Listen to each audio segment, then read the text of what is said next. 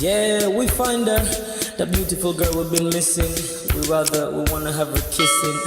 We find her, now we in love. Say go so, the remix. EMB, Tux Bites, remix.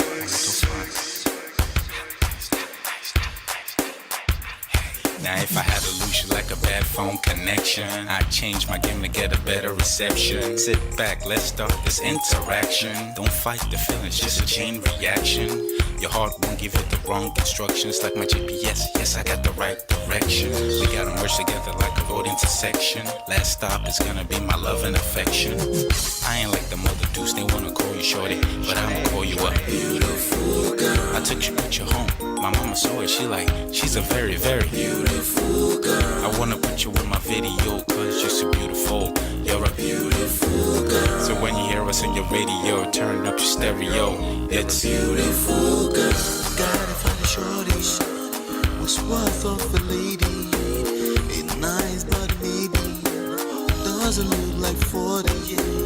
It's taking a little time. I wasn't seeing no signs, any traces of my baby. Who's gonna be my baby? But I thought I'm gonna take my time within it took a long fine eye. I saw a shorty passing by. She's got this very pretty smile.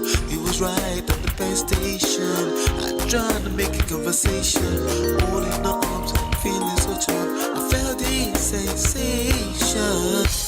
It's been a while that I've been trying to find a beautiful girl. Now I realize I found me a beautiful girl. She's a model, she's so fine. I just wanna take it by. Beautiful girl, sparkling eyes, a killing tight. I found me a beautiful girl. Body me LP, My wish came true when I saw you, girl. God must have blessed me with your beauty, girl. Looking so right from your head to your toe. Shaped like a cocoa bottle with a smile of a queen. My queen to be, you my destiny. Got a body of a goddess with your beauty. I'm impressed and I'm never in distress. Come on over and be mine. Been searching for a man and now all the cats keep looking to mine. With a sexy walk and a sexy talk, she must be from a planet called the sexy world. I know I ain't tripping, better yet I'm thinking put a ring on the finger. We look good together. Take your place in my heart with your beauty. I'ma say that I'll never turn away. Who would think I'm in love? Such the way she smiles at me just really makes me weak. The way she speaks to me just really make me go so weak. Keep tearing in her eyebrows. All I kept on saying is wow. Your beauty shines and breeze at night. All I really want in my life. Oh yeah. It's been a while that I've been trying to find a beautiful girl. Fine brown eyes. I found me a beautiful girl. She's my model, she's so fine. I just wanna take it. Beautiful girl, sparkling eyes, killing tight. I found me a beautiful girl. Yeah, beautiful girl, beautiful girl. Yeah. Beautiful girl. Damn. Money. You seen her? Hot Ice. Have you seen her? LP. Have you seen her? I'ma go over to Tux Bites. I know you've probably seen her. He has a lot of beautiful girls with him. Tux, it's DMB, baby. Look. Beautiful. I look for a while, but I can't seem to find a beautiful girl so I can make her mine. Time after time, I've been searching for a while, but every girl I meet never seems worthwhile. What can I do? I pray to God for an answer. I feel pains in my heart like cancer, and when I find her, I'm gonna romance her. Lace several presents and gifts. Call me Santa Claus. I make a heartbeat pause. That's my girl, homeboy, not yours. The girl of my dreams, she's more than I ever thought. Show me Aston Kutcher, I think I'm getting punked. She's what I really want, so I'ma go get her. Since I'm a go getter, you know I'm gon' get her.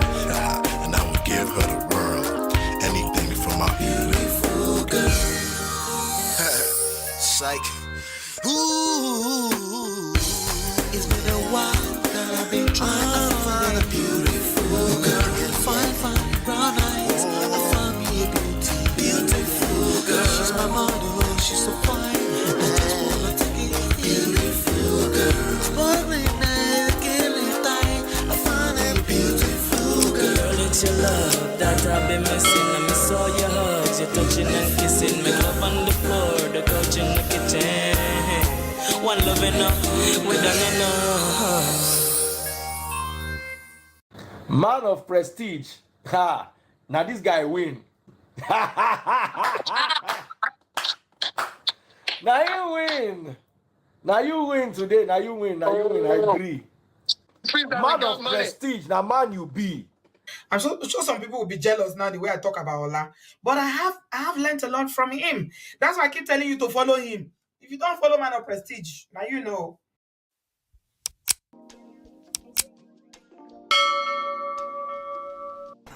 Ladies and gentlemen, welcome back. My name is Ola, coming to you live from my Empire Pro Studios. How on a day?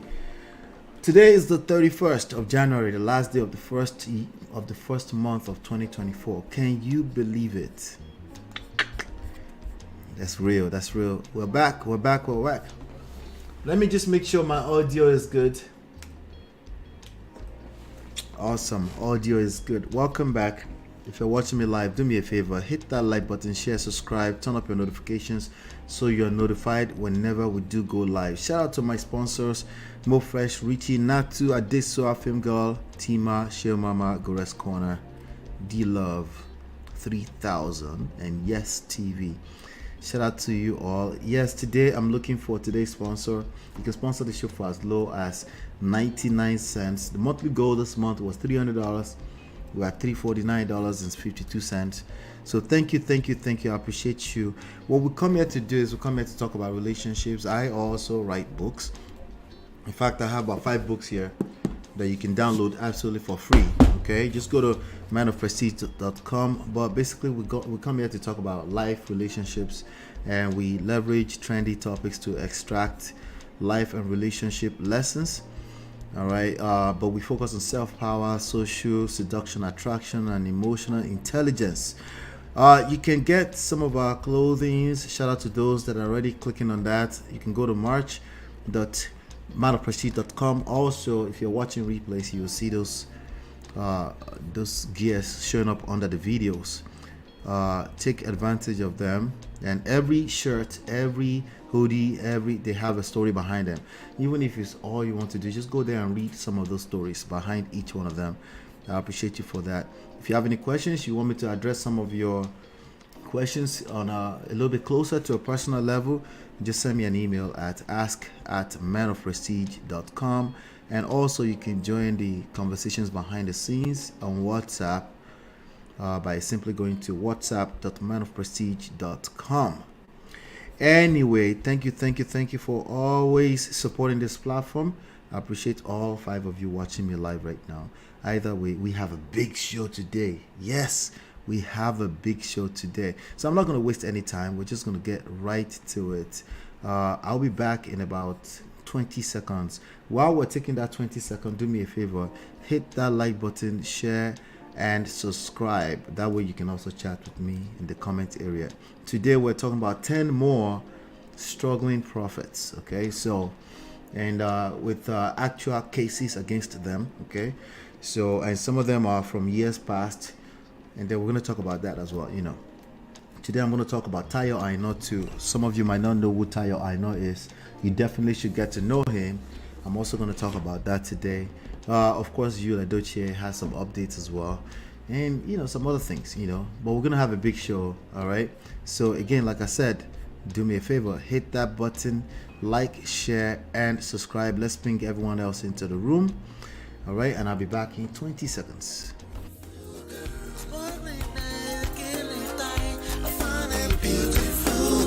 It's your love that I've been missing. I miss all your hugs, your touching and kissing. Make love on the floor, the couch in the kitchen. One loving up, we done enough. All right, great. I'm gonna actually use this young man, Tayo Aina. If you haven't seen Tayo Aina's YouTube yet, go check him out. He's a YouTuber as well. And he's doing the Lord's work on this platform. Okay, now this might be his actual biggest video. I'm not sure. I should actually check that out real quickly. The video that he did basically touring with, going on the road with Davido.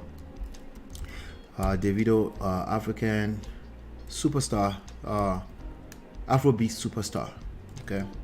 But why am I talking about Tayo Aina today? Tayo Aina decided to share some 12 tips. And I thought that 12 tips was 12 tips with regards to YouTubing. You guys probably don't care about being a YouTuber, right? But when I looked through the 12 tips, I'm like, these tips are basically, they're useful for anything, right? These are just the reality of anything you want to do. Like literally, Tayo Aina just released a video 4 hours ago and it has 21,000 views. So obviously, I follow what he does because we're also trying to build this platform here. But his biggest video, let me see, I think his biggest video is something about Namibia with 5.7 million views. Wow, that's crazy. So he's only gone live twice ever. He's only gone live twice ever. This is what I'm looking at, just in case you're wondering. This is what I'm looking at right now. Let me look at it. All right, there you go. That's Tayo Aina right there. So he's a I don't know, he has 770,000 subscribers, right? So I definitely want to talk about it, but really what I want to talk about is the 12 tips and how this is applicable to anything, particularly relationships and business. And I wanted to use that to warm us up on this show today. As you know, we're not just here to talk about trendy topics, we're here to learn. Okay.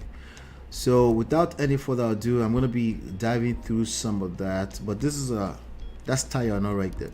So he's now these days hanging out with big ballers. All right, so what is the first tip? The first tip. He had like 12 tips that he shared earlier on today. Also, it went viral. Pulse TV, Pulse NG were sharing it and stuff. And I'm like, let's take a look. But here we are. Anyway, the first tip. Let me see if this is let me make sure I do this properly. There you go. Aha. So this is the first tip. Again, I'm gonna just try to adjust it to fit whatever. Obviously, we talk about relationship and life here a lot, right? So this is the first one. You have to fall in love with making videos, filming, editing, scripting, research, etc. Like, wait, it doesn't end there. There's more. This is the most crucial tip. Everything falls in line after this. All right. Now, obviously, why would you want to do all of that, all of those things, right? There's got to be some kind of reward, right? So either we're talking about relationship, business, you want to YouTube. The only reason why you can go all the way through with that process with an etc. at the end of it is if you've actually identified the value. So you will see him also talk about that, but he's absolutely right. You have to fall in love with the process, essentially. Okay. And most people these days, they just want the result, they want the rewards, and they don't want to do the work. That's one of the issues with the Indomie generation. They want the results, they want the rewards, but they want a certain type of reward and results, but they don't want to be a part of the process. The process is tough. It's a very tough process to get through the process and not even see where you're going. It can be very, very difficult. So, and that's number one tip. You have to fall in love with the process of, and the process is usually not overnight. It takes a while. I did a section here on Monday when I talked about during the Money Monday segment, right? And I talked about 6 months, increments of 6 months. You really should not be looking at your results for 6 months, okay? And then even at 6 months, you're probably not there yet. You're just looking for some data to pivot. It's applicable here. It's applicable in anything in life. It's applicable in relationships and business. Sometimes you're going to have momentary moments where you feel like the result you're getting is not adding up to the effort. That's just life. And that's basically what everyone has had. That's what everybody has gone through. That's what everyone that is successful have had to go through. for you to look at them and say it looks like overnight success. Yeah, right. Chinye, welcome, Jare. I know Chinye will be here rocking with me tonight, even if he's by myself. This is what I have to go through. I've done it before. I will do it again. Just letting you know. Let's go to tip number 2. All right, tip number 2. We're talking about Tayo Aino. If you don't follow him. He does travel, business, real estate, things like that. All right, number 2 of 12 tips shared by Tayo Aino. He said, watch many YouTube videos in the categories you try to get into. I watched at least 20 videos a day when I started, and I still watch a ton of YouTube up to this day, and it taught me a lot. Let's do a translation. Whatever results you're looking to get, you have to look at other people that have achieved success in it, right?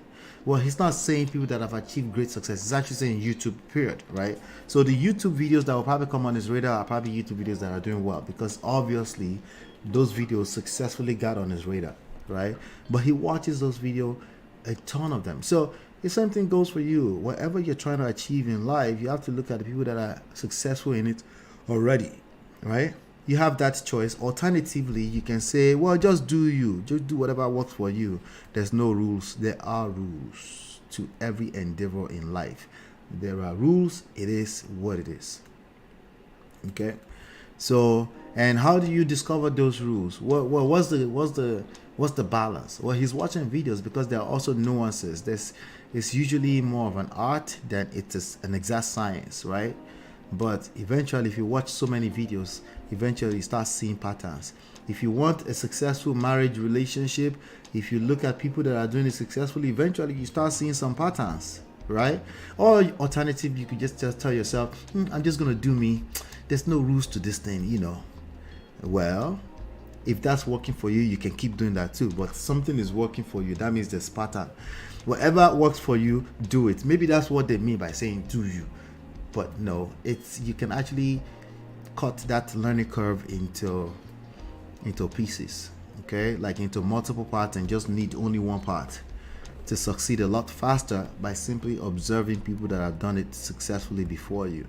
All right, so that's the second tip from Tayo. I know you see what I'm saying. These are the same tips, same principle for success in anything in life. It's no different, right? The only difference is would be, depending on what you're trying to achieve, right? Number 3 of 12 tips from Tayo Aino. Okay. Number 3 is your friends and family won't support you. Don't take it too personally. Your litmus test is when strangers start to love your work. This is a big deal. Okay. Another way that the scriptures have talked about this in the past. Let me see if I can find it.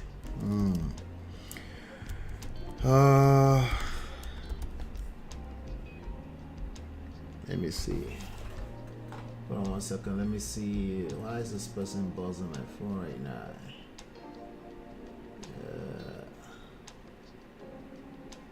Interesting. All right. Let me see.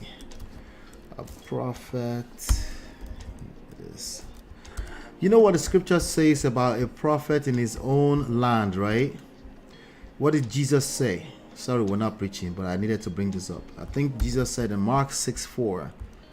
I'm going to put it on the screen right now in a second. In Mark 6:4, he said, I literally just Googled it. I'm not really a Bible scholar, but I know the scriptures that speak life to me, and the scriptures that I use as a guide.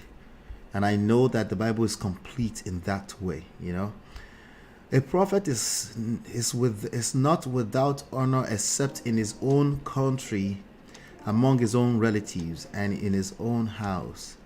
Listen, if you're sent here to do some great work, to achieve great things beyond most people, top 3%, top 5%, if that's what you're looking to achieve, please manage your expectations around your family and friends. Don't take it personally. They don't care. They don't care. I'm sorry. right? They only care when their own feelings are tampered with. Don't care. Don't care. They don't care. All right, so focus on your mission, your purpose in life, and you know, like you said, your litmus test is when strangers start to love your work. And in the beginning, you're probably gonna see less of that. Over time, you see more of it. But please just manage your expectations around your family and friends. All right, so let's go to tip number 4 from Tayo Aina. 700,000 subscriber worth of YouTuber, somebody who built it organically, somebody who took his time. Okay, all right, and I'm doing translation as we go to just success in general, especially relationships and business. Okay, number 4, focus on creating value and the money will always come. The money in this respect will be whatever you're looking to achieve, that thing that everybody sees on the surface and they're like, this one looks like success. Whatever that is, replace money with that, right? Focus on value. Value is give. I talk about that here all the time. People say give and take. No, give. Find a way to give. Look for more ways to give. If you are drained, give to self. Keep giving and giving and giving and giving. Give yourself some respect. Give yourself some love. Give yourself more love and respect, right? And then the money will come. Yeah, other people will tend to want to give into that. If you focus on giving, focus on value, okay? Don't be like everybody else. Stop talking about give and take. Okay, give and take is the result. That's the result that people get. That's what it looks like when it looks like overnight success. Stop being obsessed over give and take when clearly whatever you were doing before has not worked out, right? So if you now get obsessed with give and take, it's going to get worse. Okay, you need to focus on giving. And if you feel like you're giving and value is not coming, maybe you're giving in the wrong direction. He's going to talk more about that. What is value? What is value? Value is in the eyes of the beholder, right? So in his case, as a YouTuber, he's probably talking about the audience, right? So just pay attention to that. Very, very important. Focus on creating value and the money will come. Focus on giving and press down, shaking together, running over. It's not church, I'm sorry, but the principle works literally in life. Okay, this is why I'm not really part of the people that fight against tithing. You know, I think we should. I think people that fight against it, they're just talking about the manipulation, I guess. But giving works 100% of the time. Number five. Okay, so I kind of already talked about this a little bit, but he has it completely separate. Shout out to Tayo Aina for this. This is 5 of 12 tips from Tayo Aina. The first 10,000 subs are the hardest. This is literally anything in life. The first 10,000 subs are the hardest.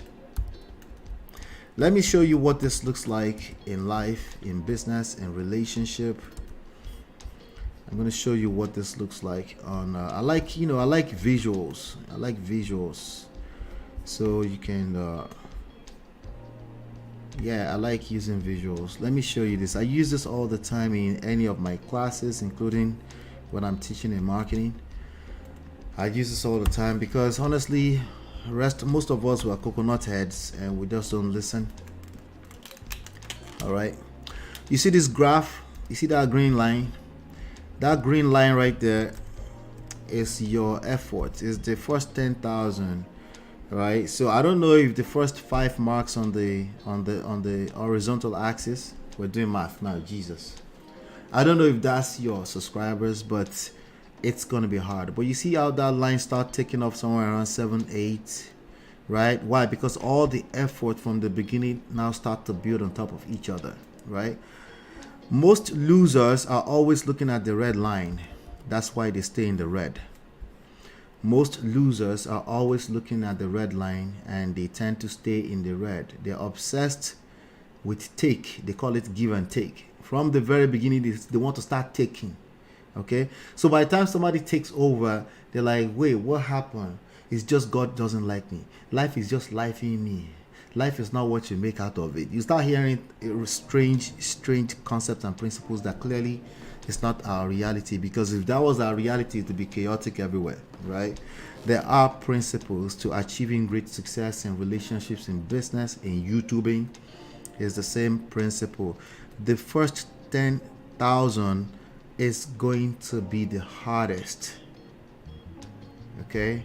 The beginning, anything closer, the closer to the beginning you are, or a fresh new beginning, for those of you that like to end something without finishing it and start all over every time, call it new beginnings. And actually you're just not a focused person. For those of you that are like that, yeah, you stay in the red. You start a new beginning from ground zero every single time. The first 10,000 subs are the hardest. Ola is preaching to himself right now. You'll be shocked. It's true across the board. Anyway, we're still talking about Tayo Aina. Shout out to Tayo Aina. This is good stuff. Oh my God. Number six. Let's talk about number six. Six of 12 tips from Tayo Aina, one of the biggest, probably top 3% YouTubers in Nigeria. He's not the most one, but he's doing well. Number 6. If you need more patience, right? Obviously, patience. Get a regular job. If you need more patience, get a regular job. Building anything on the internet takes time, and patience is vital. Is this not true with everything in life? Anything that's worthwhile requires work. Sometimes that work is in the form of patience. Okay? Anything that's worthwhile in life requires patience. And some people don't know how to have patience. They'll rather cajole or manipulate other people. They'll rather tell you how everything is going to fail for you and castigate and drag everybody else or try to make everybody feel bad. Well, you know how that works. It's not sustainable. Is it possible to create success that way? Yes, of course. You can lie to people. You can create a BAAJ channel where there's all types of gender warrior, gender war. You can gather gender warriors together. You'll build a lot faster. Is this sustainable? What y'all think? No, it's not. I'll give you an example later on with regards to TV show Joshua. It's not sustainable, okay? It's not. So if you need more patience, get a regular job. What that looks like is sometimes you have to give. A lot of people want to be entrepreneurs starting on day one. You can. It's possible. We've seen it before. Some of the greatest entrepreneurs, they are risk takers like that. They started in the garage, all that kind of stuff, right? But majority of entrepreneurs are not like that. They didn't start from the garage. They started with a regular good old job. They invested $5 at a time into the stock market. I don't know, whatever they take out of their 401k. That's how most people do it. All right. Majority of people are now going to be the Mark Zuckerbergs, Dangote, which means there's a good chance you're not going to be Dangote. But there are more than enough forces that you can leverage in your favor. You can start with a small job and start giving into that job and be the best at it. Teach other people how to get ILDT. Invest time, possibly money, preferably some money so you can actually value it in teaching, right? No, not in teaching. Invest, learn, invest time or money, right? Time or money in learning, learning, right? D, do. You actually have to practice. Do. Sometimes you practice on the job, you get paid as you're doing it. Do. And then you teach or you share, right? You teach or you share, you can scale out like that, right? So you have to start from somewhere, and that will, there's no effort is lost. You need lots of patience. So if you need patience, help other people get what they want. That's what a job is. Help other people get what they want. No, I don't want to help other people build their fortune. Help other people get what they want, right? Seek you first. Okay. Anyway, let me stop with the Bible stuff. That's number 6. Hit that like button, share, subscribe. Let's ping everybody else into the room. If you're getting value from this, please hit the like button. I appreciate you. I appreciate you. Mucho. Number 7 of 12 tips from the great Tayo Aina YouTuber extraordinaire. Number 7. They probably got cut into half on YouTube. Shout out to YouTube. Anyway, it says number 7, quantity at first. You know, have you ever heard that argument before? Quantity over quality. Always quality is better. I just laugh ki in Chinese. You need both. Okay. As a matter of fact, if you're getting started, you need to find that arena where you can give lots of quantity. Quantity at first, then quality after. Okay, that's even if it matters. Quality naturally comes with quantity. Why? Because you get better. Let me just read this tip before I continue to preach here. 7th tip of 12 tips from Tayo Aino. Quantity at first, then quality after.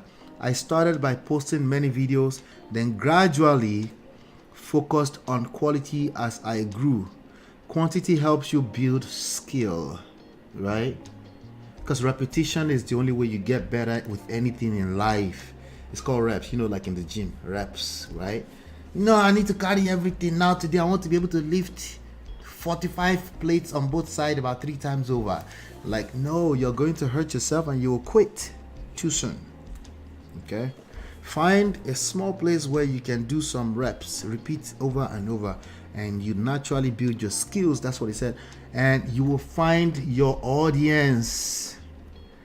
Quality enables you to build a brand. Right? The quality will now help you build a brand, because at that point in time you have the resources, you have all this work you've done, you have your reputation, right? And then you get more view per video. So no rush. Why? Because if you rush it, another 5 years is going to go past when you're trying to rush. In that 5 years, you know what we tend to do, all of us? We overestimate what we can do in 1 year, and we underestimate what we can do in 5 years. Okay, that is an actual quote. I don't know where it came from, but it's true. All right, you underestimate what you can do in 5 years, you overestimate what you can do in 5 years. Sorry, you underestimate what you can do in 5 years, you overestimate what you can do in 1 year. Which is why many people do New Year resolution, because they, at the beginning of every year, they, you know, January don't go like this, they don't forget. They forgot about New Year resolution, you know. But tip number 8, Tayo Aino's tip number 8. Okay. Now, how does this apply to relationship? First of all, the number 7, quantity at first. Just, you know, there's some things that you might not, maybe you were not raised with and stuff like that. Just put yourself in the practice of doing it over and over again. You can put it on your calendar. You can, before you know it, becomes second nature. It becomes second nature. Don't tell yourself you can't. Okay? Don't tell yourself you can't. You're only saying you can't because you overestimate what's possible when you actually put your mind to it and put yourself in a position where you can repeat over and over. Small things goes a long way. Small gesture goes a long way. Small I love you goes a long way. Small I care about you goes a long way. Oh, it is so nice to see you. I long to spend some time with you. Can we spend some time together this weekend? Little things. Maybe it's gift, whatever their love language is. Small. Every now and then you might think of it as so small, but that small thing goes a long way. Don't compare yourself to people that are now quote unquote doing quality. Don't compare yourself. Baby steps goes a long way. Okay, that's what I would say about that one. Number 8, 8th tip from Tayo Aino. A great thumbnail title can be the difference between 50k views and 5 million views. How you package your video is super important. This is social intelligence. We talk about social intelligence here all the time. Irinisi Nisonilojo. How you need to dress the way you want to be addressed. Stop dwelling on faking it to make it. And why do some people fake it to make it? What's your business? As long as it's called packaging. You have to package. Okay, you have to package yourself in the way you want to be addressed. That's real life. Why? Because you know how people don't judge a book by the cover. Baba, they will judge you by the cover. You guys helped me choose this cover of this book, right? You remember that? That you actually helped me. Everybody will judge you by the cover. Are you mad? Of course. They're going to judge you by the cover. That's why we take our time to work on our thumbnails here. That's why we put together titles that provokes curiosity, right? But that's also why I present myself in a certain way. People say Ola can be quite diplomatic. Exactly why I present myself in a certain type of way. Why? He said it can make all the difference. You might not see it right now in the beginning, but it goes a long way. How you package is very, very important. Packaging is real. So Ola, what's the difference between packaging and lying? Listen, we're just talking about the cover. Make the cover look good. Okay? Now, as you get them inside, make sure that the next page delivers. Start to deliver. The next page you start to deliver what you promised on the cover, right? So that's part of your effort, but you got to get people inside first. If you don't get people inside, if you don't dress a certain type of way, if you don't put yourself out there, all the lessons that you learn from the psychological books and all that kind of stuff is basically useless. You will just become a toxic person in this streets because you will resent that you know so much, but your results are not adding up. Listen, anything I've said so far is easier said than done. Anything we say on this platform is always easier said than done. Tip number 9 from Tayo Aino. Okay, you can apply this in any arena, any part of life. Okay, tip number 9: if you need help with what to make, find an intersection between what you love doing and what an audience wants. A great way to do this is by making content about 3 or 5 different areas you're interested in and focusing on the ones that pop off. For me, it was real estate, travel, and business stories. Okay. Well, I gotta be me. I don't want to be anybody else. That's what they tend to say to themselves, right? I don't want to be like everybody else. They're lying. All of them are struggling. Right? Listen, let's not lie to ourselves. The reality is that if you see success, there's a reason why it's success. If it quacks like a duck, it's probably a duck. Probably. We didn't say, is it possible that they all lied to you and it's just only packaging? Yes, it's possible, right? But what we're trying to say is that you need to find a balance here between your social intelligence, but also enough emotional intelligence to make sure that you're not pouring from an empty cup. That's all this is, okay? You want to make sure, because if you go chase after clout and you just do what everybody else is doing, right? If you do that, that will bite you in the butt eventually, because you probably can't keep up. If you say, oh, it's basketballs that's making everybody win and you just want to do basketballs and content creation, if it's not really who you are, you can't sustain it. Remember that period of time, that extremely hard period of 10,000 subs, or in the beginning where you're not getting the results that you feel you deserve. One thing that's going to keep you going is a part of it to be something you love doing, right? That's going to keep you going, right? But in the same token, you don't want to be delusional and say somebody's going to like it someday. You want to cater to your audience, to the person that's going to determine what you're bringing to the table as value, because value is in the eyes of the beholder, not in your own eyes. The other people, the marketplace, get to determine if you are valuable or not. You have to pay attention to that, right? But you need to strike a balance. Like I said, strike a balance between being yourself, because being your awesome self is already valuable. So sometimes you have to do enough quantity to find your person or your persons. I don't know. Right? You need to do that enough time. Once you find those people, then you double down on what worked. Right? And then you double down on what worked. At least we're making sure that you're doing what you love. But anyway, it's a balance. It's not, this is one of the reasons that makes it hard. That's why black and white is not, it's a terrible formula to life. Black and white outlook to life is always, it's terrible, because it's never black and white, right? So you want to do it in a way that is sustainable, that you're able to do, which is why we also tell people not to cross certain dimensions when it comes to dating. If you cross the line, It's possible. You can win. People do it and they win. You can cross the racial line, you can cross the religious line, you can cross all of this line, but I hope you know what you're doing. At the very minimum, you need to be aware that those lines you're crossing will come with certain types of friction, and you need to be prepared for that. Okay, so life is always a balance, but you need to understand that you're not living in a cave, and there are other people that will determine your value in any given marketplace. You don't live in a cave. You live in a society of other people. Let me see if this one will go through. This is a very long one. Okay, it went through on Facebook as usual. It got cut up into pieces on YouTube. Anyway, number 10, the 10th tip from Tayo Aino, the guy you're looking at on the screen. He said, if you want to make travel content, start from your surroundings. Hey, see, lesson of life. Start from your surroundings. I've begun with Lagos and scaled to Nigeria, Africa, and now the world. I have noticed telling a story about a significant construction in any city worldwide always pops off. One of my first videos to pop up was about Eco Atlantic in Lagos. So maybe find some big project going on in your country and try to tell a story about it. You know what most people are going to do?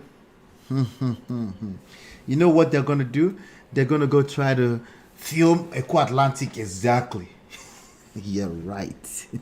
Right. That's what they're going to do. A lot of people are going to try to do that. They're going to try to copy paste exactly what he just said because they didn't really get the point. Jesus. May the good Lord help us. Not to welcome. What he's saying is that if you want to make travel content, start from your surrounding. What he's saying is essentially the parable of the talent. Okay? Don't complain that you don't have money to travel. Don't do that. Okay? Don't complain that you don't have enough money to buy the biggest camera. What I'm using to talk to you right now is literally my iPhone. I'm still using my iPhone. Okay? I will get a camera in due time. I'll get a camera, right?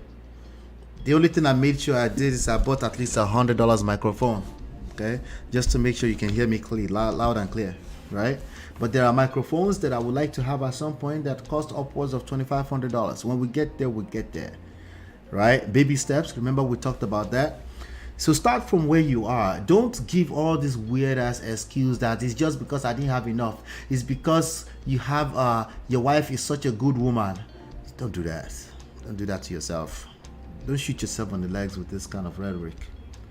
Right? Start from where you are. Your wife is your wife. There's a reason why you got with them in the first place. Your husband is your husband, as long as it's safe, right? Let's make sure it's safe. Also mentally, right? As long as it's safe, you're going through a little bit of friction here and there. Welcome to the real world. That's how you grow. That's called growing pain. Start from where you are. He said it began in Lagos. It was in New York not too long ago. He did some coverage in New York not too long ago. Right? You start from where you are. Right? All you need to do, there's a little small skill set that you need to learn that you can practice with anything as long as you live somewhere where there are other human beings around you. It's called storytelling. If you can tell a good story, that's it, right? Storytelling. Why storytelling? Because you know, they say story sells. Why? Well, next to sex sells, but story sells, right? Because people love a good story. They follow it all the way through, and you know, and if you can build on top of that story like that, now you have a community that's following a story that does not have to have an end. You know, you said people can be annoying copycats. Yep, you've seen that everywhere. You know, so for example, on this platform, you guys will probably just do your homework. Think about it. What is my formula? You can, if you watch it long enough, you see that I actually have a formula, but it took a second to get a grasp of it. And if you look at some of my biggest videos, they tend to follow similar types of formulas, and we're still trying to figure things out because it's still very early, right? Very early. What do you mean? Ola, it's been 2 years. Exactly. Yeah, it is early. Okay, in 2 years I've had 4 different 6 months. Okay, we're still pivoting, we're still reassessing things, we're reviewing things, we're seeing what works. What I can tell you is that I'm enjoying this process. It's going to take a minute. This is true for anything you're looking to achieve in life. So we got 2 more tips from Tayo. I know. I'm actually glad I did this. I'm taking my time on this. Okay. If you're liking it, please do me a favor. Actually hit the like button. I appreciate you for doing that. Tip number 11 of 12 tips from Tayo Aina, YouTuber Tayo Aina. Tip number 11. Wait, what happened was, where's the rest? Okay, all right, good. Tip number 11 of 12 tips from Tayo Aina, YouTuber Tayo Aina, is success tips. What's going on now? Okay, there you go. Tip number 11. There you go. We have it.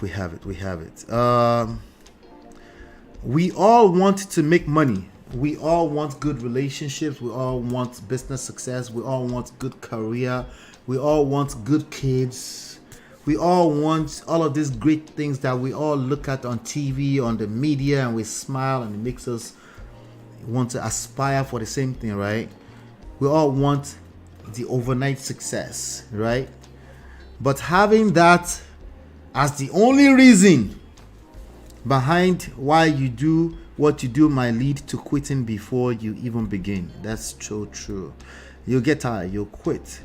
If the only reason why you're doing what you're doing is aesthetics, looks, money, power, control, all this kind of stuff, if those are the reason why you're doing it, you will quit. It's only you will quit short. You basically have a short. The whole thing will stop sooner than it needs to. It needs to get to success. Okay. He said this shit is hard. Figure out why you want to make videos. Why? Purpose. Okay. Remember yesterday we were talking about cheating, and some people is discipline. I said discipline is cute, okay, until you're presented with something that's enticing, which is what the devil is really good at, presenting you with something that's enticing, and all your old sense of moral might just be tampered with. Why? Because it's enticing. If it was easy, everybody will be doing it, will be getting it right. The reason why it's hard is because it's actually enticing to jump on the fast train to nowhere, right? So what is going to keep you in the game long enough is why. You always want to keep your why in focus. I have a board in front of me right here. I have got some things on it that keeps me going, right? Some people like the vision board thing, something that will keep your vision, like your foresight needs to be solid. You need to identify what you're looking to achieve. That why needs to be bigger than anything that's temporary in nature. Things like money, things like happiness, which is a feeling. If anything, like if you're feeling in this moment, I just need to feel better. If that's what drives you, you're going to quit too soon, because it's just not going to be enough. You need the process to be attached to an end goal that's actually bigger than life. That's how I like to say it. It needs to be bigger than life. It needs to be about life and death. Okay, meaning long after you're gone, the impact of that work will still be here, right? And that it needs to be at that level. If it's not at that level, if it doesn't make you cry, if your why does not make you cry, it's not big enough. Did I preach more than him? I probably did. He said, figure out why you want to make videos early enough. A great book that might help with this is Start With Why by Simon Sinek. I know that guy. That's a good book. I haven't read it. I've seen some, but that's probably a good book I will pick up next. All right, last but not least, 12 tips. All right, last but not least, 12 tips.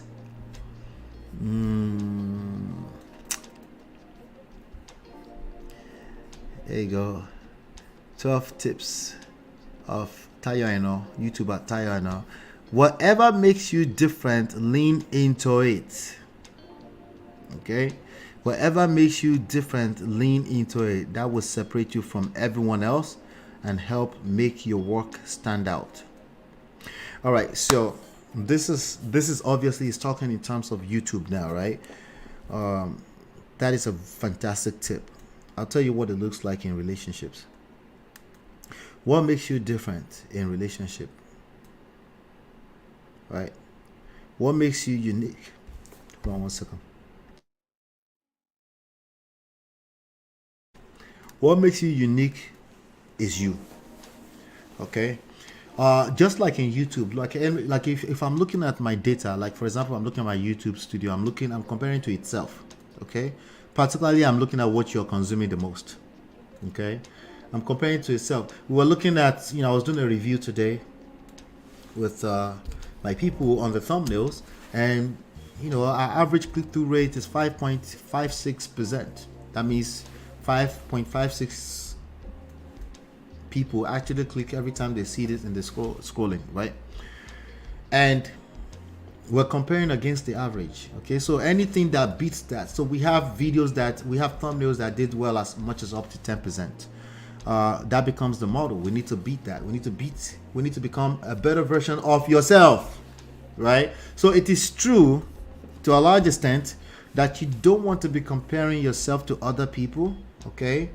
But you need to still understand what the audience wants. The audience, you're not comparing to them, you're looking for ways to serve them better. So with respect to that, you want to become a better version of yourself, a better version of yourself, a better version. So, and he says something about leaning into what makes you different.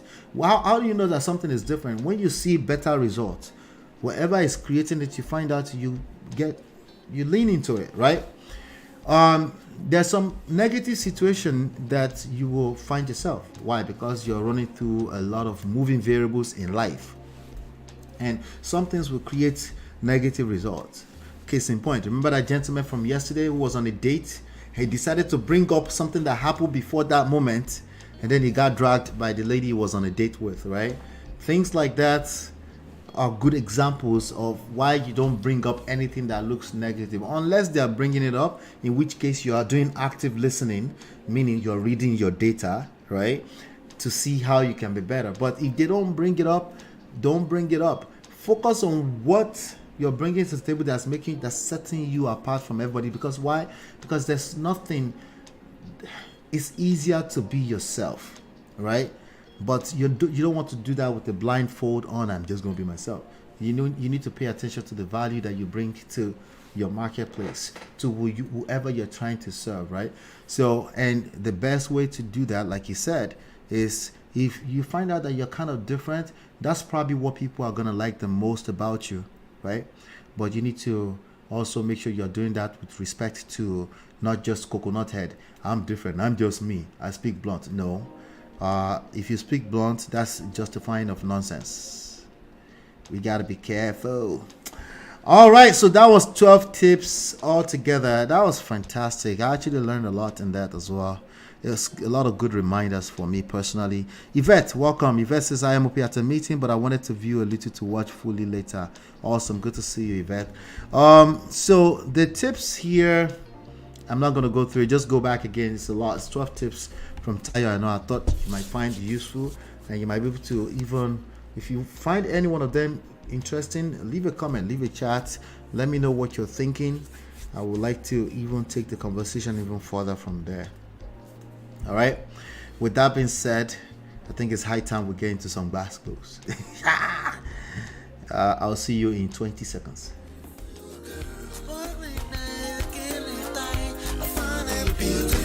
Girl, it's your love that I've been missing. I miss all your hugs, your touching and kissing. Make love on the floor, the couch in the kitchen. One love enough, we done enough.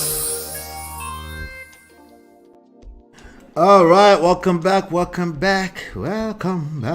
TB Joshua terminated, 10 others dragged by Oyinbo besides him. What are we talking about? You wonder, I'm sure you're wondering, what are we talking about? TB Joshua's YouTube platform, the EMMANUEL TV, blah, blah, blah, got terminated on YouTube. This would be, I don't know, the 4th, 5th, 6th example. You move mad in these streets, and you just want to do you can get silenced. Okay, you can get silenced, and I get it. They don't like the truth. These people, they don't like the truth. They always want to shut down the truth, Abby. That's what you think. That's what you think? They always want to shut down the truth. Well,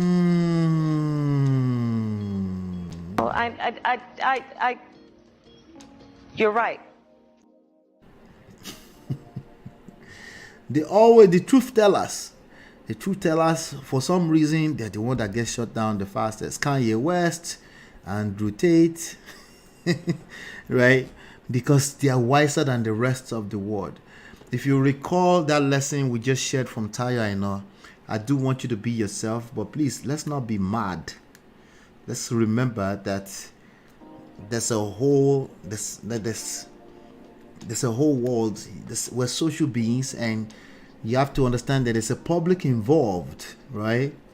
So the first thing, before I get into the 10 others, okay, I'm not going to talk about the 10 others now. Let's first of all talk about this. I want to first of all talk about this termination of a thing. Okay, I want to read some comments around that. Yeah, unfortunately, TB Joshua got terminated on YouTube, but I'm sure there will be some interesting, as reported by I think who reported it? I think it was Adeola Fayon that reported it. Let me see if I can find that really quickly. I think it was Adeola Fayon that reported it. Let me see if she has a new video on that, because that would be interesting. Adeola Fayon. Let's see, does she have a video on it? Not sure. Let's see. Adeola Fayon is a hell of a YouTuber too. Let's see. Okay, let me see. Yeah, she doesn't have it yet on here. But yeah, let me pull this up right here. I'll show you something. There you go. Aha, this one right here. Okay, so she posted this on Instagram. It says the content Open Democracy reported included TV footage of people with mental health issues being kept in chains. Mental health people being kept in chains. Can you imagine that? Okay. Yeah, there are people that get paid. You're still right about that. There are people that they literally get paid to get rid of certain bad behaviors. Okay. With mental health issues being kept in chains, cases of medical misinformation, we've seen that. If you tell people to stop taking their medication because because a miracle has happened, we live in a society where medical diagnosis and practices and prescriptions are being regulated.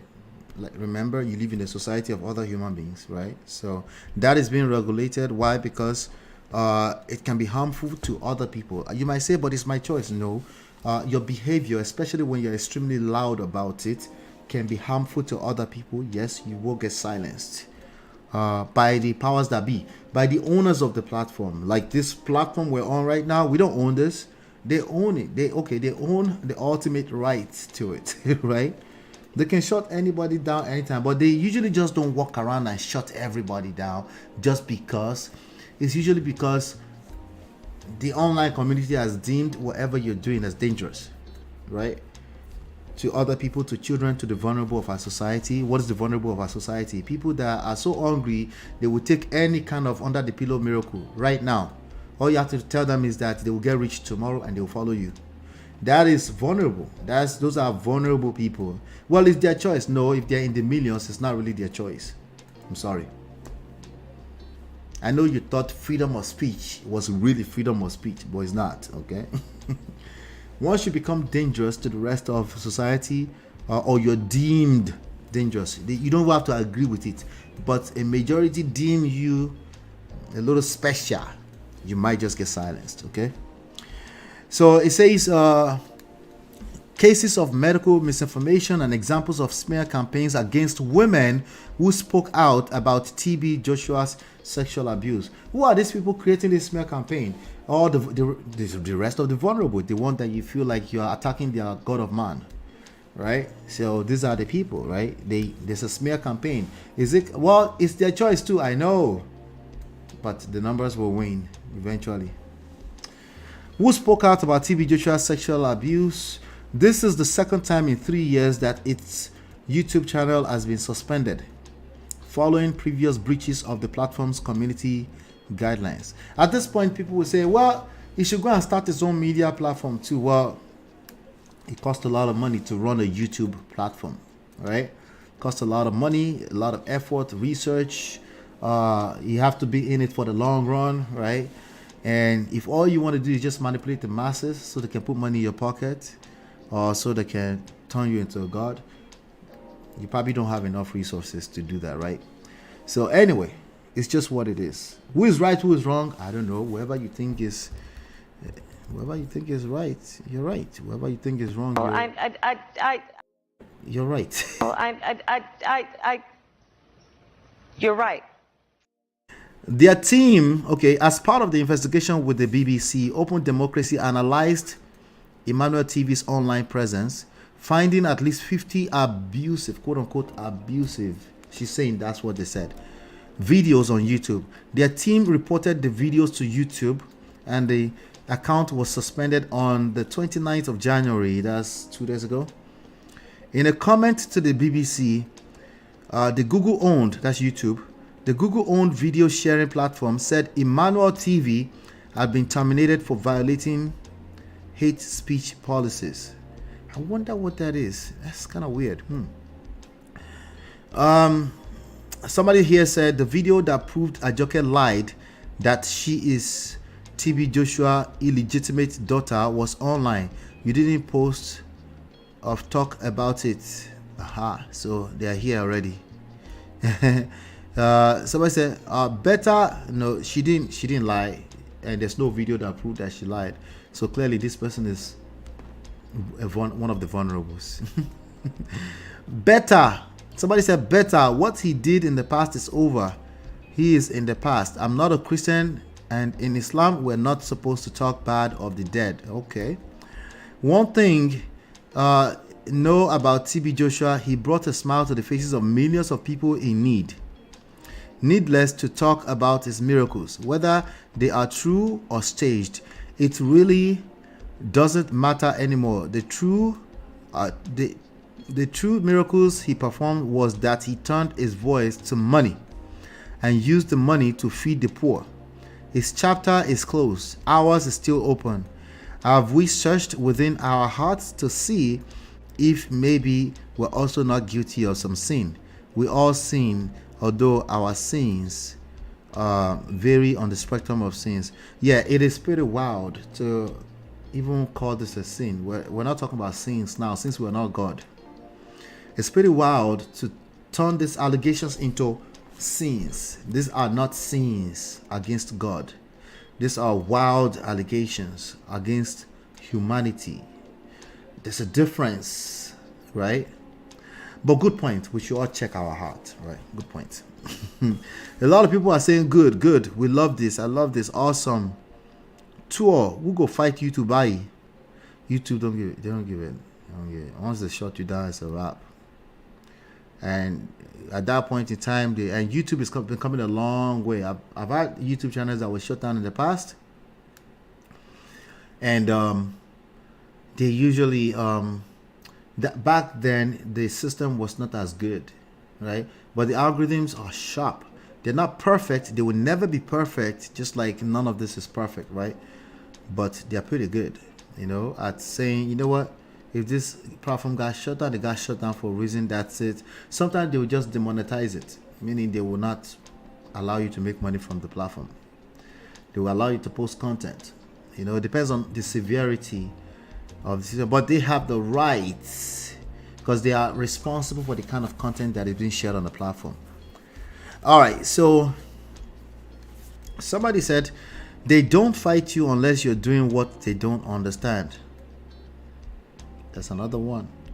Now, is this the beginning of the end? Yes. If you are basically raising up wheelchairs and you're saying some people receive miracle and they deem it a claim of medical practice, yes, It might be coming for you. And this is why some people say, well, they shouldn't allow anybody to do that. You're right, to a large extent, by the way, that freedom of speech, like we shouldn't be happy about other people getting shut down.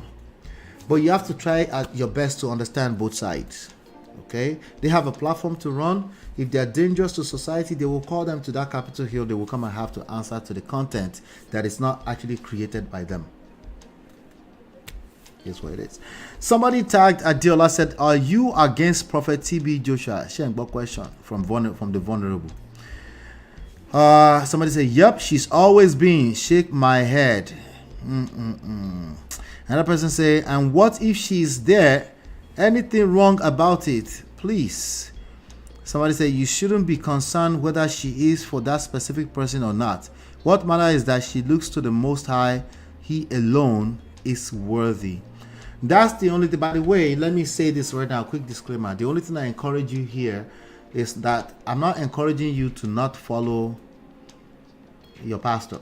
You can do whatever you want to do, how you want to decide to follow. You can even worship your pastor. You can put your head down and worship them. That's fine with me. But I also want to encourage you to have a personal relationship with God. Okay? It's just a suggestion, right? I also want to encourage you in that respect as well. But I see that Tunde had not posted this here as well, and I'm sure there's some comments under it that we might find interesting. Again, we're talking about TB Joshua's Emmanuel TV got shut down by YouTube. I don't know if it's back up. It might be back up. You don't know. It might come back up in the future. But what I'm telling you, what I'm warning you is that this is the beginning of the end of making claims that are unfounded. If it's deemed dangerous to the general society, yeah. Somebody said, oh yeah, foot soldiers and loyalists, sue YouTube or go and pray. Religious slaves. Jesus Christ. Me, I believe in religious freedom. You get to have faith in whatever freedom. I believe in that. Okay. But I also believe in the freedom of the consequences if you are deemed dangerous to the society. Okay. I also believe in that. I believe in the system policing itself, because it does a great job at that. Bhagavad, welcome. How are you? I greet you. All right. So somebody said, let me put this on the screen while you guys are, just to make sure that you guys are familiar with what we're talking about. That's not it. Not that one. This one. One says, I love TB Joshua, will always love him. That's awesome. If you still love TB Joshua, gather here. About 1,700 likes, right?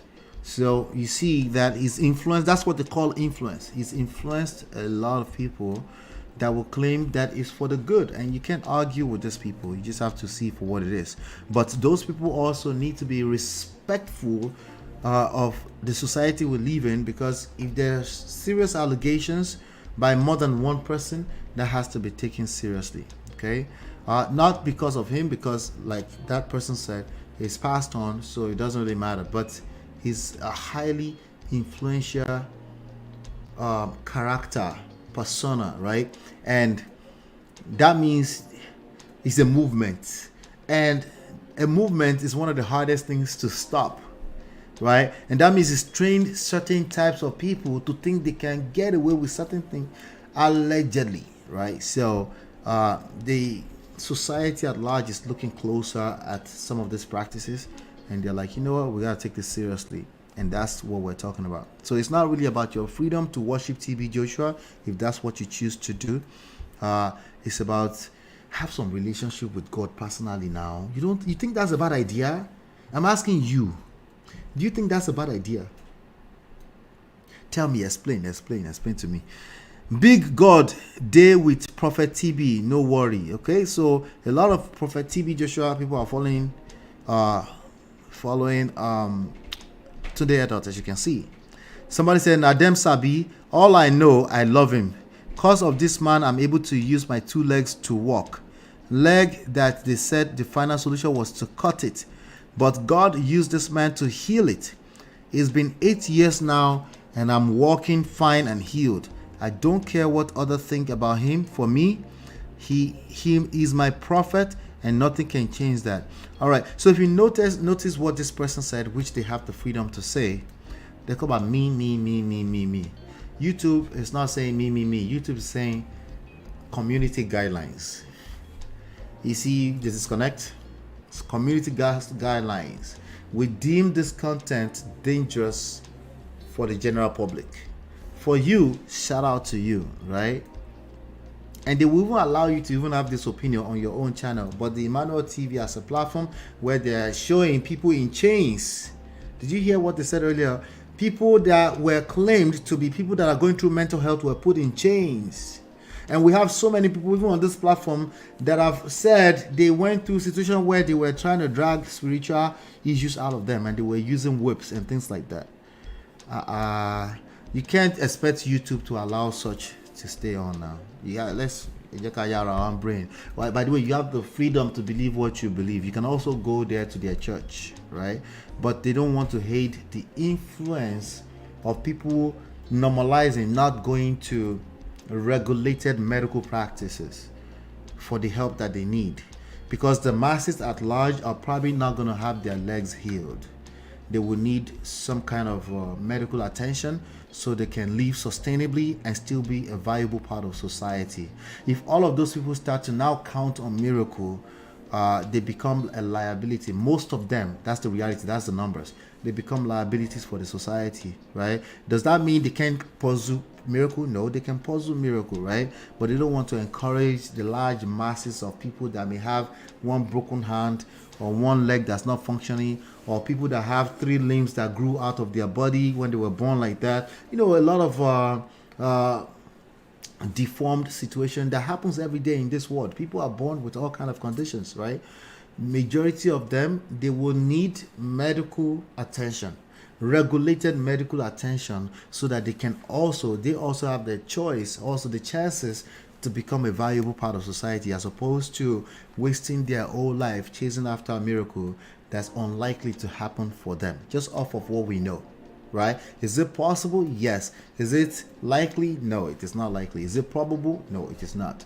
That's what you're looking at here, right?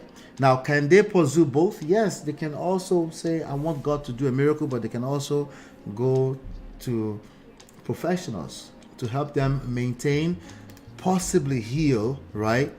And, you know, why not get both, like the best of 2 worlds, right? Why not, right?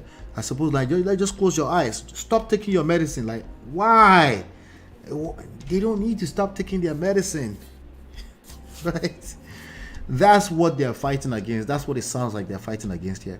Somebody say any agenda against the church, you will see them act immediately. If you still I disagree with that, by the way. If you still love Prophet TB Joshua like this comment. See, this one is chasing cloud to TB Joshua's name. He got only 6 likes, weary.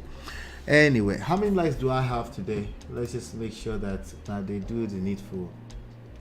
I hope you guys are hitting the like button. I appreciate you always. Let's see. Oh, thank you. You guys are the best. See my 14 likes standing there, gidigba.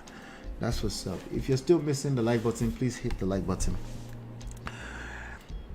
Somebody said, just look at the popular comment here and cringe. If you are an aspiring pulpit charlatan, just gain the loyalty of 2 women. Kai, they enable rubbish a lot. It's usually about sentiments and emotions for most of them, not about fact and logic. What's the most popular comment? I can't see it, but that person that just typed that seems pretty angry. What God cannot do doesn't exist. God should help them open their own YouTube. Exactly. That's a good point. That's a fantastic point. But anyway, with regards to it's 15 there. Thank you, Jerry. I appreciate you. That's TB Joshua, the Terminated Emmanuel TV's platform. What are your thoughts about this? Do you think this is a continual fight against the church? Or do you think you understand why it makes sense to you? Abi, you're just saying, I don't care. Let me know. If you think that it's well justified, it makes sense. No. If you think it's a fight against the church, that this is a continuous fight of the devil against the church, put a 1 in the chat, in the comments later on, put a 1. If you think that you understand, it just makes sense considering that we live in a society that you can understand, right? Put a 2. If you don't care, just put a 3, And do me a favor, hit that like button, share, subscribe, turn on your notifications. I'll be back. There's more. It's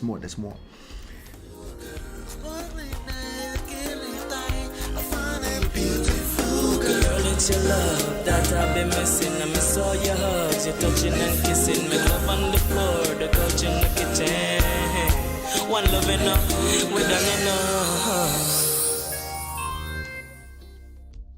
All right, welcome back. So let's talk about. Let's do a quick reaction to a video here. 10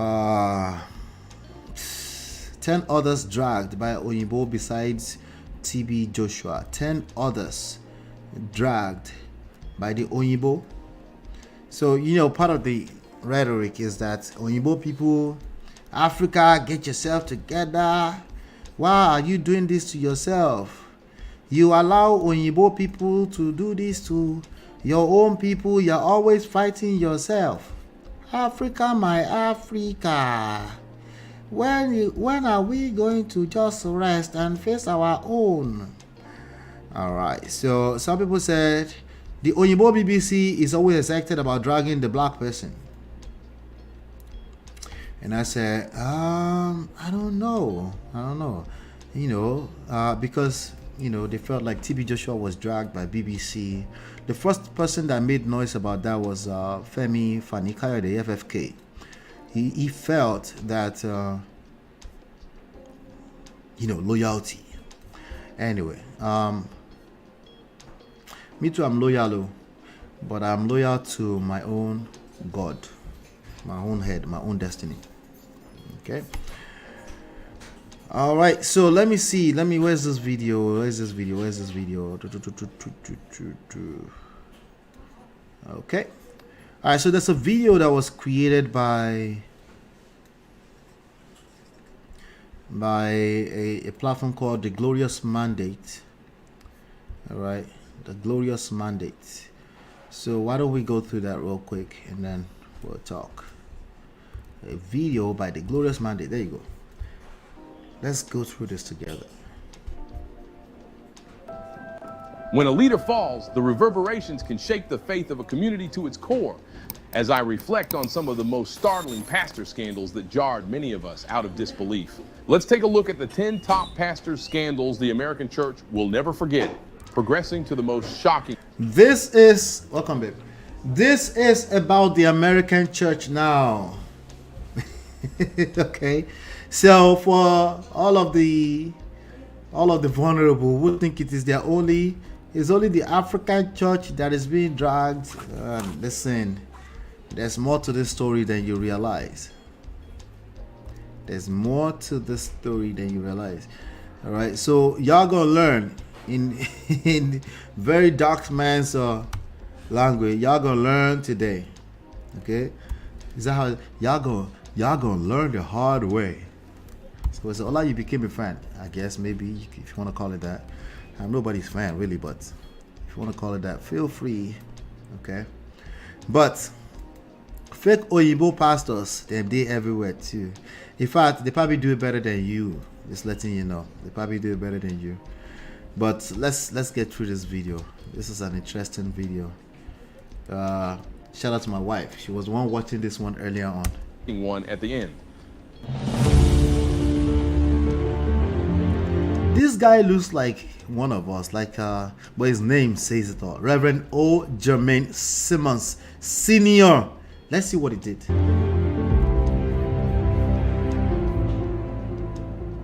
Reverend O. Jermaine Simmons. Reverend O. Jermaine Simmons, a much respected pastor at Jacob Chapel Baptist Church, is found in a compromising position with a married congregant right in her home. It sounds like something out of a dramatic movie, but this was no fiction. It happened on January 17th, 2017. All right, so I'm gonna have to add my own voice because I don't know what kind of copyright protection this person has. But this guy basically was hanging out with this young lady. She's kind of pretty, right? Like on money. And I saw this something, but that was basically somebody's from his church. He looks like a Yoruba dude. Look at you, look at you, look at you. Anyway, let's continue. This guy is not Yoruba, he's at least Ghanaian. Was caught in bed with Claynisha Stevens, 34, by the woman's husband, Benjamin. Caught in bed by the woman's husband, by the way. Stevens III. Both Claynisha and Benjamin are his parishioners. No, this guy looks like a Kofi. Stop the cap. Stop it. It's like a Kofi, not like a Femi. Stop it. Stop it. Claynisha, who has been married for 7 years, told police that she first met Simmons in 2014, but they have been establishing a relationship as of October 2016. Oh. On January 17th, she said, Simmons came over to the home. A married woman for 7 years. She was married. Shy. She shares with her husband and their children so they could talk over starting a business, patents, and trademarks. They were just trying to talk about business anyway. The husband came in there, found them, and then basically went to the back of the house to go and grab the guy, right? And then before he came, he ran out naked. He ran out of the house completely naked, ran away, didn't wait to find out what it's about. And yeah, it's crazy, right? They were just trying to talk business, that's all. But he's a pastor of a whole church. Let's see what he has to say. Given him, and his wife stood by him. His wife stood by him, by the way. He refused to step down from the church. Hurting because I've hurt you. Okay, he said, I'm hurting because I've hurt you. Okay, I don't want to nitpick that, but that speaks volumes. Let's continue. I'm talking to Jacob Child. Can't speak for people on the outside because Nigerian people always think they are the most vulnerable. Well, they think they are the most loyal when it comes to their own pastor. When you talk about TB Joshua, I mean, you're talking about pastor, what's the pastor Chris? Like, I'm loyal. No, you're not the most loyal. You think because you're Nigerian? No, they do it all around the world. You just need, as long as you have a sector of people that are vulnerable enough, they have a very strong need, and then you have another person who knows how to use that need to manipulate their way into their heart, into their head. Boom, that's how it works. Okay, just all you need is a very strong need. You don't have to be poor, just a strong need. It could be any type of need. Okay, and there will be more than enough people that will be willing. People too, that will be. They're man. Your pastor is a man. He's a human being too, right? There's going to be enough people willing to take advantage of that. I didn't say your pastor took advantage of you. I'm just saying potentially, just maybe, just after all, we're supposed to feel needs. But what I prefer is that you feel those needs in sustainable ways over a long period of time, where that person don't have to see you as a god. They can also become a god in their own right. That's what's more sustainable. But some of us want to do it in a way that they continue to need us. Right? Bad idea. Okay, those kind of feeling a need, a gap, the days of those kind of gaps are numbered.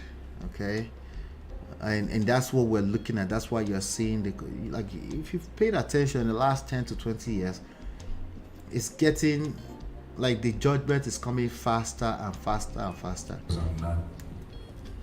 I'm not Tallahassee's pastor. I'm not Florida's pastor. He's not Tallahassee, so this was in Tallahassee. It's not Tallahassee pastor, it's not Florida's pastor, it's their pastor. Everybody clap. This man was just caught inside of a man's bedroom, okay, and ran away buck naked. Listen. And his clothes were inside the house with the woman and her enraged husband.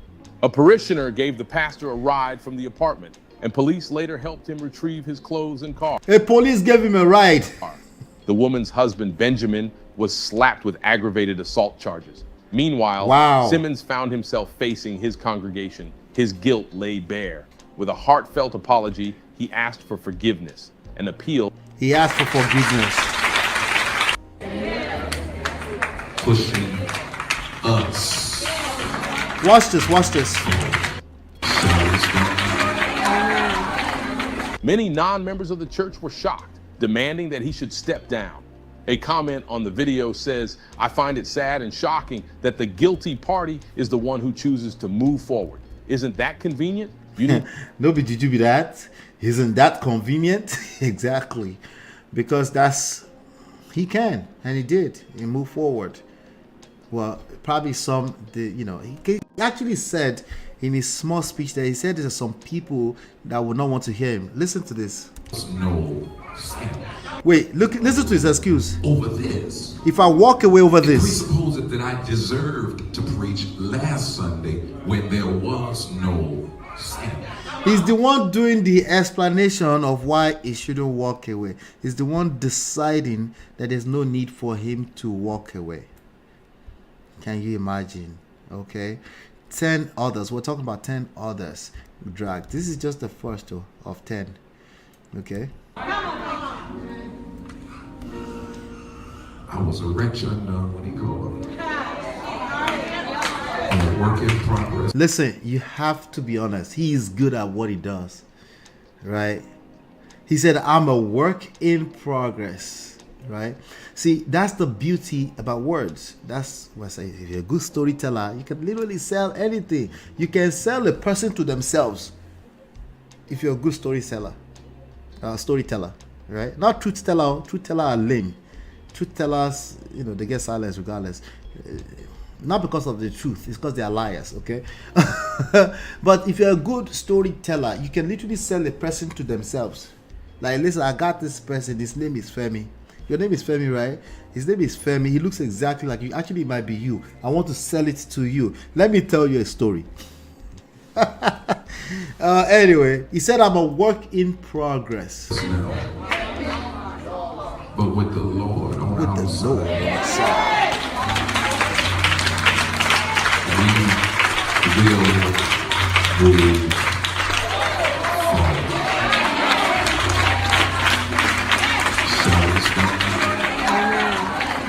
Many non-members of the church were shocked. Listen, I'm not judging him, by the way. I'm just saying he will be judged. Your reputation is a real thing. People will look at the book cover and they will judge the content by the cover. It's the reality of life, okay? So if your behavior, your reputation, if there's been a few allegations against you for quite a few decades, you will be judged as we move further and further into the future in a progressive manner. Yes, they are clapping. Are you whining? Are you whining? Of course they are clapping. Because like I just told you, you can sell a person to themselves if you're a good storyteller. If you have influence, if you understand influence, if you understand power, you can sell a person to themselves. God's name is shamed. Did God tell you to move forward? If so, I'm impressed at your ability to hear from God after the sin. But you didn't hear from God before the sin. Hashtag step down for Christ's sake. Step down for Christ's sake. Oh man. Shout out to all my Ghanaian brothers. Don't listen to Bagavad. I don't know what is she talking about. What is Kweku? What is that Bagavad? Shout out to all my Ghanaians. If you're a work in progress, step down and continue. You have to do the work. You can't jump back on the pulpit. You can't, but I bet he can. But the general society, it probably was this end. It's too much, okay? It's too much of an allegation, not sin. Sin is equal. All sins. If you're a liar, you're a sinner. If you're a cheater, you're an equal sinner in the eyes of God, because God is spirit, not a man. It's all equal. But these allegations, in terms of how we organize our society, they're not equal. They're not equal. That's the part that a lot of people are missing. Anyway, we have another person here called Senior Pastor Chris Hill. Let's listen to this one. Let's listen. Number 9, Senior Pastor Chris Hill. Still about pastors sleeping with their married members, we zoom to Senior Pastor Chris Hill This is Chris Hill, a spiritual... Let's be honest. Kwekus is not your mate, okay? You know, my guess, okay, some of the people that love Kwekus the most are pastors. Okay, maybe it's not, okay, maybe they don't love Kwekus the most, but obviously they attract lots. Okay, let me stop, Ola, stop. Anyway, let's continue. Son of T.D. Jakes. He is also the senior pastor of the... This is Chris Hill, a spiritual son of T.D. Jakes. Spiritual son of He is T.D. also Jakes. the senior pastor of the Potter's House Church of Denver, which is a branch of the Potter's House Church. Yeah. In this picture, Pastor Chris Hill poses with his goddaughter and employee. Let me tell you something. This that you're about to watch, you never experience it. Look at the picture you're looking at very closely on the screen. Okay, you never experience it. Okay, let me see. I need that sound effect. Where is it? Okay, I found one, but I need to download it and use it.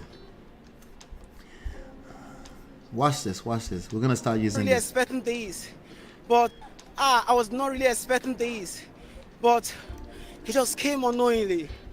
I've already given up before, but my God in heaven just helped me out.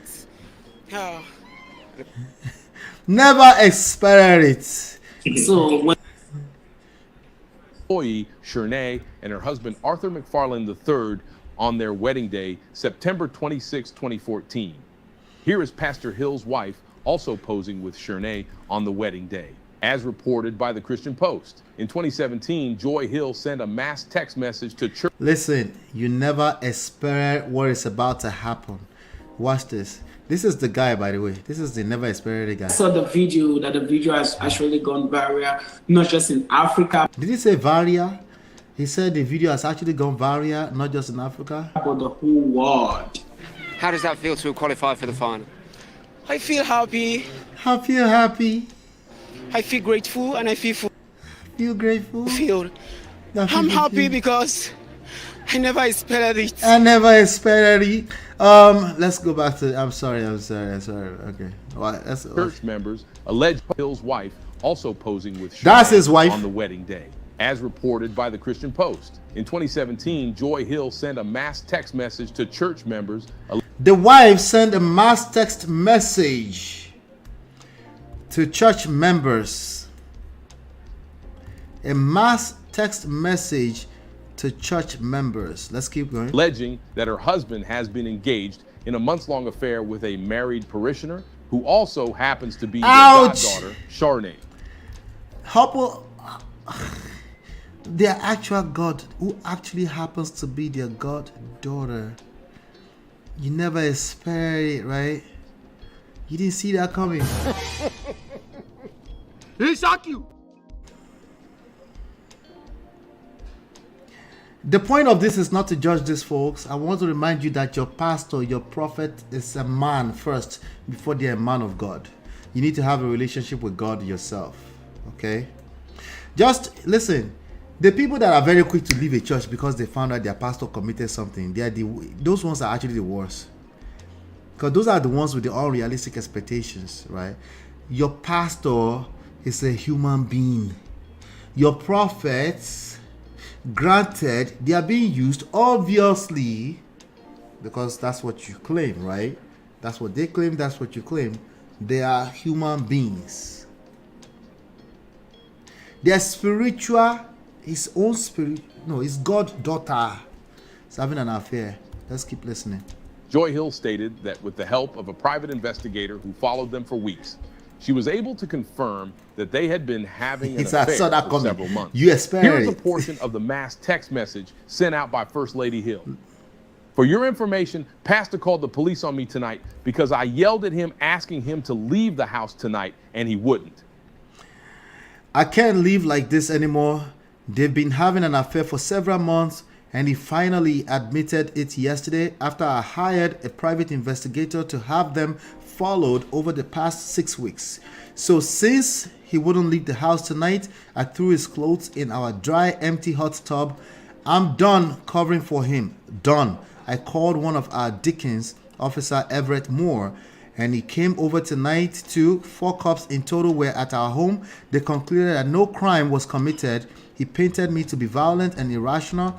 I am neither. I am a wife who is devastated that her husband is cheating her with her daughter. And to make matters worse, Shanae falsely accused me, I guess that's the woman, of keying her car yesterday. That's the daughter. Accused her of keying her car yesterday, and my husband believes her and told her to press charges against me. My grace for this is over. I want a husband that won't cheat on me or verbally or emotionally abuse me. Shanae is now your new first lady now. I won't be coming to TPHD, that's the Porter House, Denver anymore. Ouch, that must hurt. Is your new first lady now? I won't be coming to the Porter's House, Denver anymore. Following this revelation of their senior pastor's alleged affair with a married parishioner, the Potter's House Church of Denver announced that Chris Hill, a protege of megachurch preacher Bishop T.D. Jakes, has resigned from his position. Following the outburst of the allegations, Shanae and her husband also separated.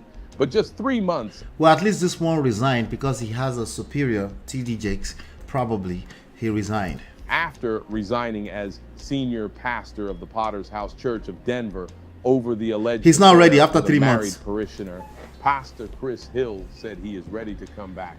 And Bishop T.D. Jakes of Potter's House of Dallas laid hands on him and declared restoration.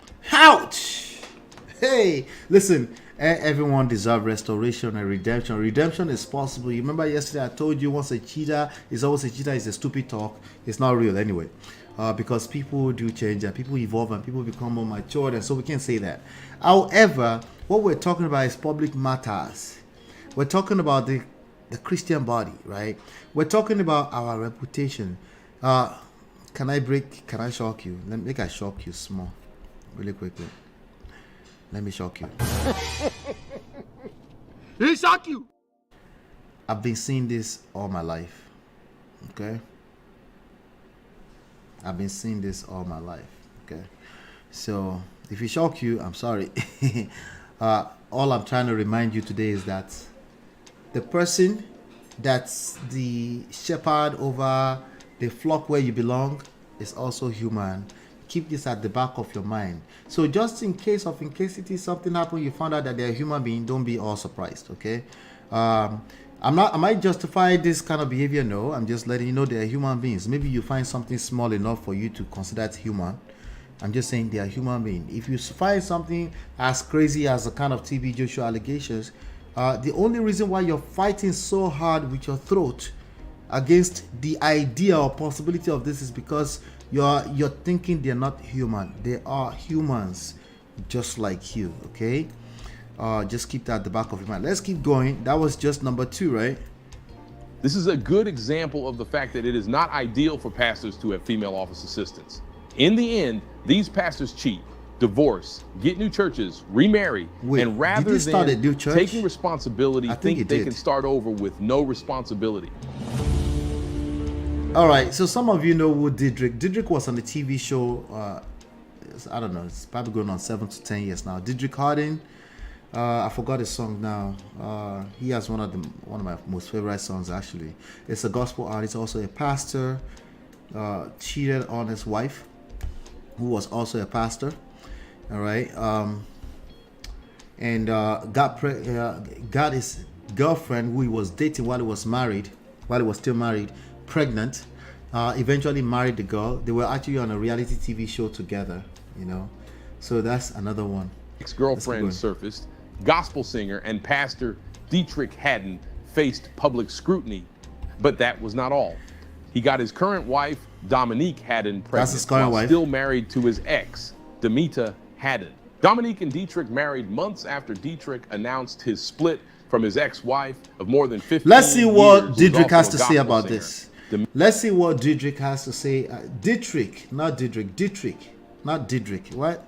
Yeah, okay, I guess he pronounced it that way. Dietrich Haddon, right? Demita Haddon. The latter years of their marriage were tainted by rumors of infidelity. They were married for 15 years. I didn't know Dietrich is that. Is Dietrich that old? He was married for 50, because they've been divorced now for another 15 years or so. It's a while back, right? Dietrich Harden. Let me see how old it is. Maybe he's in his 50s. You never know. Oh, Dietrich is 50 years old. Oh, okay. That makes sense now. I was thinking it's more around my age mate or so. All right. So he's 50. Yep. Dietrich is 50. Now, I don't recall a Heather and Cornelius Lindsay on this list. No, I don't. I guess that's another person. So let's call it 11. All right. But let's keep going.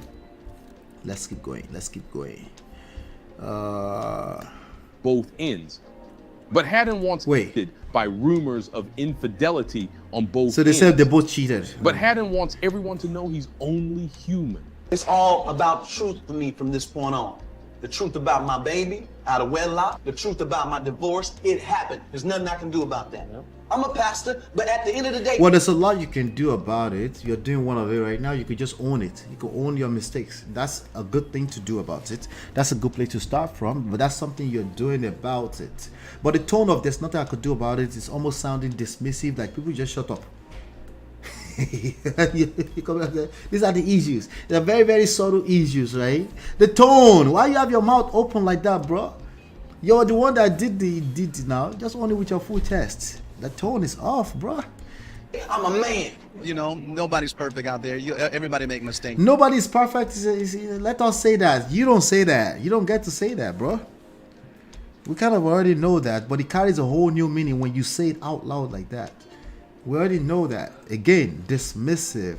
But you thought they started like this? No, they've always been these people. In fact, that's probably what attracts you to them, to be your leader, because they are kind of like pompous and arrogant. That's probably part of the things that attracted you. You felt safer with a person that's disrespectful to you. Let's stop the cap, okay? Let's continue. Because I've made my mistakes in my life. And no, I don't think there's anybody on the other side of this camera that have not made a mistake. The only difference is us being in the spotlight, and we're preachers and we hold to a different standard. And sometimes we fall short, just being human. You fall short. But the only thing you can do is just keep moving, and keep going, Plus, I got tough skin. He got tough skin. Now, Dietrich, there's one of our stars, gospel stars in Nigeria. We've been talking about him lately, that he looks like Dietrich. And I think they did a single together. Anybody want to guess who we were talking about? Who looks like Dietrich? Oh, you didn't see this come. You never expected it. Anybody remember this guy? Number 7, Ted Haggard. Have you seen Ted Haggard on TV before? This is number 7, Ted Haggard. Ted, I think there were multiple documentaries about Ted. Ted is a homosexual guy who... I'll just let you listen to it and then we'll talk. Okay. Miracle, no they tire Jesus. This guy, what's his name? Moses Bliss, in my opinion, looks like Dietrich. They look alike. But anyway, let's keep going. I remember him. They already had one baby when they got on the show. Yes, they already got baby. And I think they might have gotten married on the show too, or maybe around that same time. On Preachers of LA. I think it was Preachers of LA or Preachers of Detroit. One of the two. That was one of our favorite shows. We used to like to watch them because I like how that show confirmed that, oh, they're just humans like us, Yeah. They do look alike, right? Exactly. Let's talk about Ted Haggard. Let's see. Plus I got tough skin.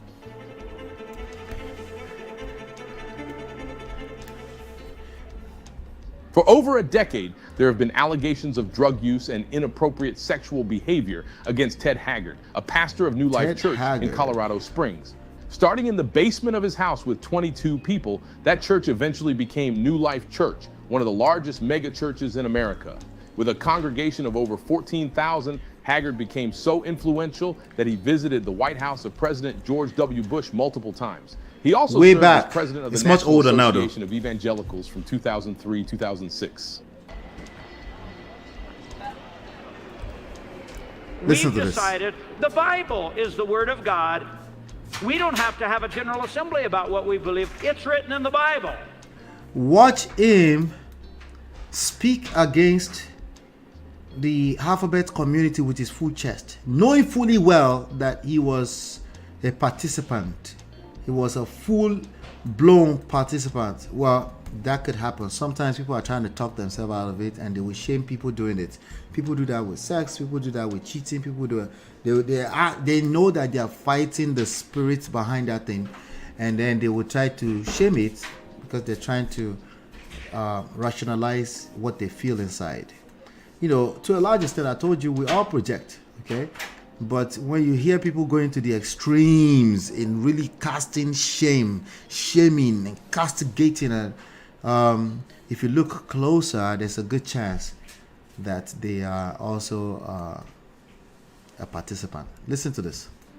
All right, so we don't have to debate about what we should think about homosexual activity. It's written in the Bible. I think I know what you did last night.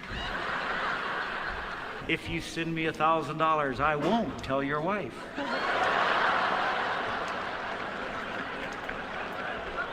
Wow. If you use any of this, I'll sue you. In 2006, there was a significant shift in the life of Ted Haggard when a gay prostitute came forward claiming that Haggard had paid him for sex. Jesus. This revelation ultimately led Every time I hear that, I'm like, Jesus. to the decline of Haggard's career, resulting in him losing his position at New Life and having to move to Arizona. There he began a new That's job not all, selling by the way. insurance. That's not all. In 2009, Haggard admitted to a second relationship with a male church member on CNN TV. A male church member. 2010, Haggard founded a new church called St. James Church. His wife, Gail, who has stood by him throughout his... Can you believe that? Not be juju be that. He started a whole new church with the wife. Well, I mean, they're much older, so maybe she figured I can manage. It's like, let me just... And they have children. They have 2 sons. Eesh. Why did I have to put these children behind them like that? Jesus Christ. Troubles is the church co-pastor. In an interview from his home in Colorado Springs, he said, "I feel we have moved past the scandal. We have forgiveness. It is a second chance." In 2022, 66-year-old Haggard again faced accusations of using methamphetamine and behaving inappropriately with young men at St. James Church in Colorado Springs, Colorado. The latest accusations were made by Kirk Sethman, who became a minister at St. James Church in 2012. Sethman recorded the statements of 2 young men who claimed Haggard touched them inappropriately multiple times at the church. One of them was underage when the inappropriate behavior began in 2019. Sethman brought the allegations to church elders in 2020. St. James Church has seen a decline in membership and recently sold its building. Haggard remains the head pastor, but has moved the church's services and study sessions to his home, and now calls his new congregation the Story House Church. All right, let's get through that. This is the Cure Microinfusion Facial System, and it's the closest thing that you can get to bringing your... In North Carolina, renowned Baptist minister Coy Prevet... All right, so is that this is the second white person? This is the second white person, right? For everybody that say, oh, they only do it to black people, black kids. No, that's true. That's not true. You're wrong. You're wrong, okay? This is happening around the world, but it makes sense to me that you will see more of it in Nigeria because of poverty, okay? This is a means to an end for a lot of people. You're going to see more of it, obviously, in Africa, okay? But this is a human behavior. It is not... the fight against it or the support for it is not... Okay? But before I go, let me show you a bonus, okay? I'm going to show you a quick bonus before I go on to the next white person here. Check this one out. Check this one out. This guy, his name is Victor Adendegon, allegedly did the same thing to a young underage 17-year-old boy that lived with him. He's an actual prophet in a church. I forgot the name of the church. In a church in Ibadan. This boy next to him was also violated by him. He had him masturbating for him. No, not masturbating himself, masturbating him. The prophet had this young man in red helping him. He was basically masturbating his own dick. Okay, and that's as far as he could go with him. He told him to get naked. Okay, he wanted to touch him, but this one kind of kept insisting. But because he needed money, remember I told you poverty is a big part of all of this, right? People vulnerable, right? He needed money to live, to take care of himself and stuff like that, and he felt the need just so he can help him, and he took advantage of a few other people like that, including a young 16-17-year-old boy. Allegedly. Because gbogbo gbà yẹn náà àwọn torí ó ní church kan tí mo lọ táwọn yẹn ti pè mí pé bọ̀bọ̀ again. He said he went to a church and people were calling him that this young man in red, that he must be gay. Kì í ṣe wọ o, mi ò sọ pé wọ o. Okay, some other guy who was also part of his circle, that they were all involved in all of this. Adára ní ìjọ yẹn pé gay ni. Even ìgbà. His name, this other guy called Adara Nijo, that guy is gay. That's the guy that brought this boy to him to help him. Àti mo lọ church kan ní Ìjẹ̀bú wọ́n ṣá sọ mo wá pè yẹn. He said he went to a church in Ìjẹ̀bú and they said he now called that one. Mo á ní wá nǹkan báyìí tán sọ. This is what I heard. I heard this and that and this and that and that. Ṣé lóòótọ́ ni? He said, is it true? Wá ní pé kí ni mo ní àwọn èèyàn tí ń pè mí o. He said people have been calling him. O máa ń bá àwọn ọkùnrin. That you sleep with men. Pé wàá máa close mọ́ wọn. Pé wá ní pé lóòótọ́ ni. He said it's true. Báwo ló ṣe máa easy? Báwo ló ṣe máa rọ? He said, how is it easy? The next question your prophet will ask you, like, how is it easy? How do you make that happen? He's interested. Láti ṣerú nǹkan bẹ́ẹ̀ yẹn. How is it easy to do something like that? Bọ́ gbogbo ìgbà tọ́mọ yìí ti fi wà lọ́dọ̀ mi. Òun ló ń bá sọ̀rọ̀ àwọn àti ẹ̀nà jọ ń lọ, wọ́n jọ ń bọ̀. Anyway, I wanted to make that a short interlude. That's a story at Oriyomi Amzat platform. If you want to go, if you understand Yoruba, you can go watch it over there. But the things are happening. Things are happening. Let's get back to this story right here. Let's get back to the Y, letter Y and T. They are also corporates. All right, so it's not, and for those that say it's only our TB Joshua they are dragging, you're a liar. You haven't been paying attention. You're being blind. You're lying to yourself. You know, but I get it.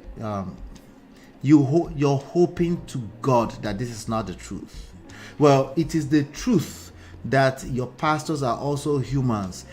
I'm not saying they've committed these things, but just remember that they are humans like the rest of us. And yes, they are capable of your worst nightmare. Let's continue. Faced charges in 2007. This guy is Koi and Privet. abetting prostitution. Koi Privet faced charges in 2007 for aiding and abetting prostitution. Koi Privet was charged with 6 counts of aiding and abetting prostitution by the State Bureau of Investigation and the Canopolis Police Department in 2007. At the time, Privet was 74 years old. He was 74 years old. As the Cabarrus County Commissioner and a former NC State in North Carolina, basically. Many were shocked that a respected minister with such a long-standing career would be involved in something so morally reprehensible. The investigation uncovered that Privet had been paying prostitutes for sexual services since the early 1990s. Since the 90s, has been doing it for a long time. That's Koi Privet. Look at this. Check this out. He used his position of power and influence. Check this out. That is a male prostitute who's trying to dress like a woman. I'm not sure. Somebody thinks it's a woman, but anyway, God help us. To coerce vulnerable women into prostitution and then paid them with church funds. Despite the What else would he pay them with? He's 74. He's been a clergyman for a long time. What else do you expect him to pay them with? Overwhelming evidence against him, Privet maintained his innocence and refused to resign from his political positions.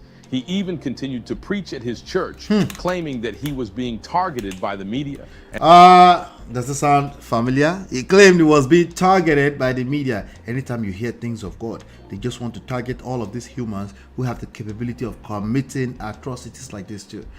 Does this sound familiar? Expectations. We're talking about unrealistic expectations. You're expecting human beings to be God. Man, no be God. Man can never be God. Yeah.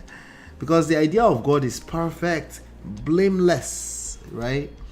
And, you know, maybe your Bible also set you up for that kind of unrealistic expectations. But it's about setting standards, right? Because these behaviors are dangerous, especially where they are committed in secret, right? In secrecy.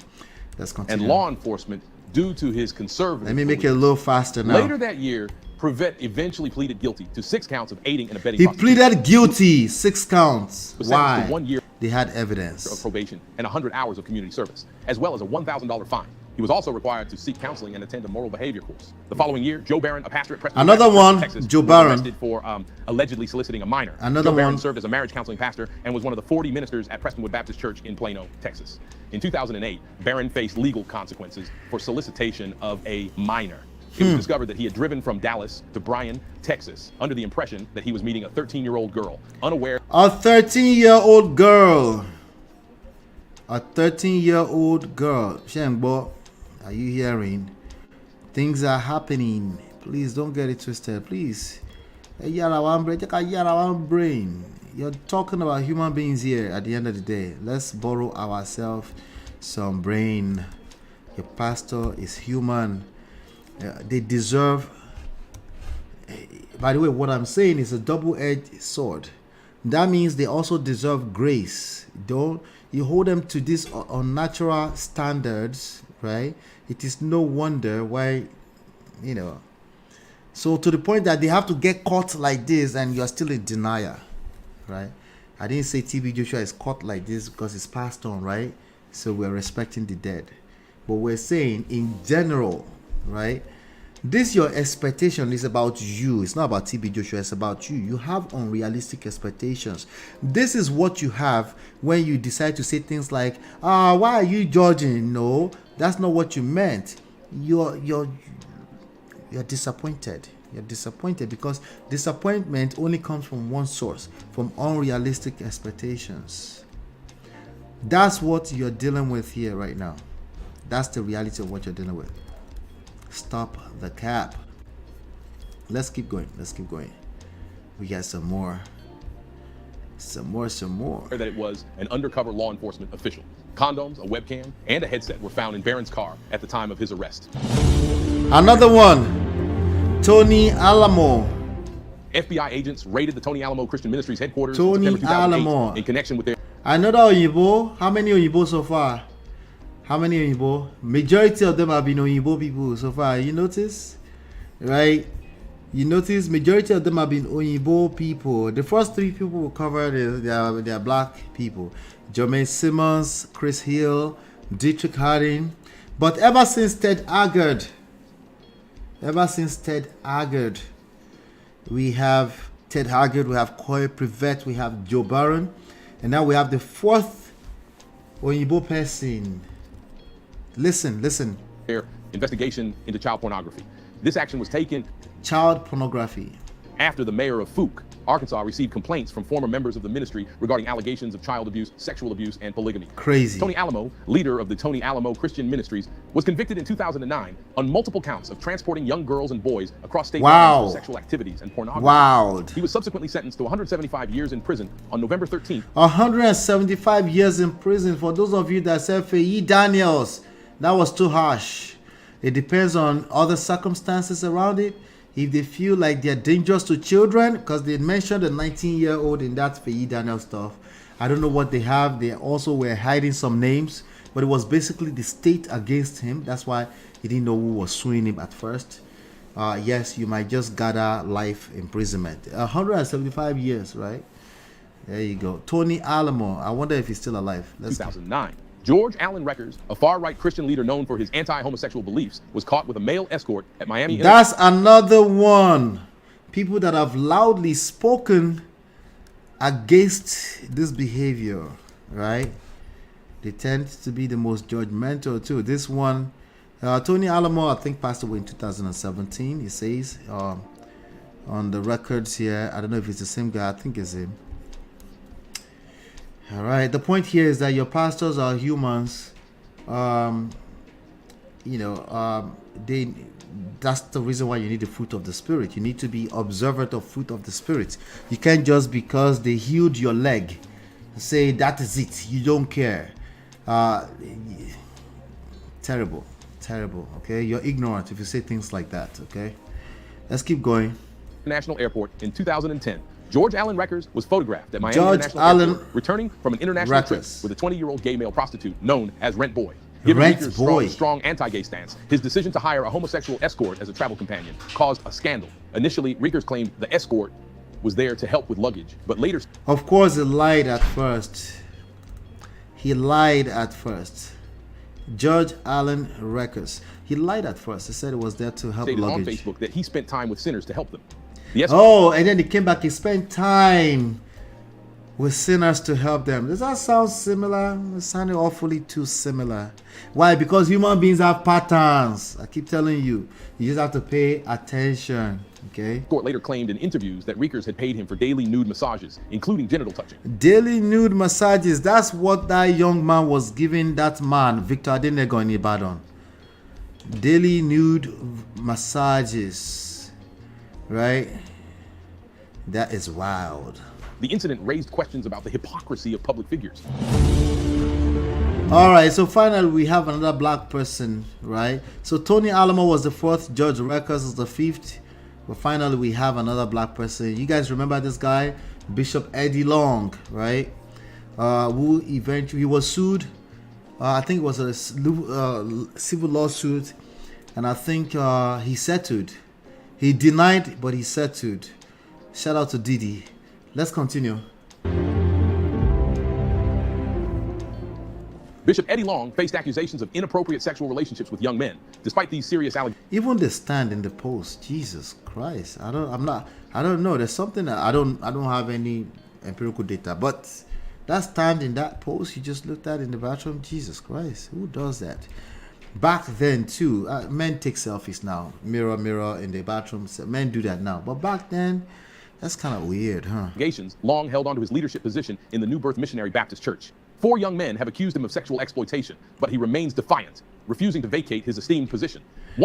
He has since passed on. Since then, I think he died some mysterious death too. Jesus Christ. Spencer LeGrand speaks up about a trip to Kenya in 2005 with chilling details of coercion into sexual acts. A trip to Kenya. Bishop Eddie Long maintained his innocence against the allegations, but settled out of court, leaving the community divided and sparking broader discussions about power dynamics. You notice what that person just said? They leave the community divided. Does that sound familiar? Right? Yes, they have a tendency to leave the community divided. Eddie Long, I think Eddie Long passed on maybe back in 2015 or so. That's a while back. 2017. Wow. Yeah. Spiritual mentorship in religious settings. Do you love boating? All right. So how many do we have so far? We have, okay, we got one last one. Let's go. Earl Pollock. The late Earl Polk, who founded the Chapel Hill Harvester Church in Decatur, Georgia. Some older Earl Pollock from Georgia. Earl Pollock. Now, this would be what? The 5th white man? No, 6th, 4, 5, 6. So we had at least 6 Oyinbo people here. All right, let's listen. Was embroiled in multiple scandals involving sexual relations with women from his congregation. These scandals spanned several years. Numerous women from his congregation came forward claiming to have had sexual relations with him, and many of these claims were found to be true. The most shocking scandal involved his nephew, Donnie Earl Polk. His nephew. Listen to this carefully. This most shocking one involved, according to this report, allegedly his nephew. Wait till, not yet till. You never expected what's about to happen though. Wait till. You're not gonna expect what you're about to hear. And I feel fulfilled. I'm happy because I never expected it. Wait, you never expect what's about to happen. They said nephew, right? Wait for it. Wait for it. This is going to sound hopefully similar to recent stories that we've been covering here. Let's go. Who was revealed through DNA testing to be Earl's son, not his nephew. This confirmed that Earl had a sexual relationship with his sister-in-law. Earl Polk is known to have been a long-time mentor. Wait, let's rewind. Congregation. These scandals spanned several years. Numerous women from his congregation came forward claiming to have had sexual relations with him, and many of these claims were found to be true. The most shocking scandal involved his nephew, Donnie Earl Polk, who was revealed through DNA testing to be Earl.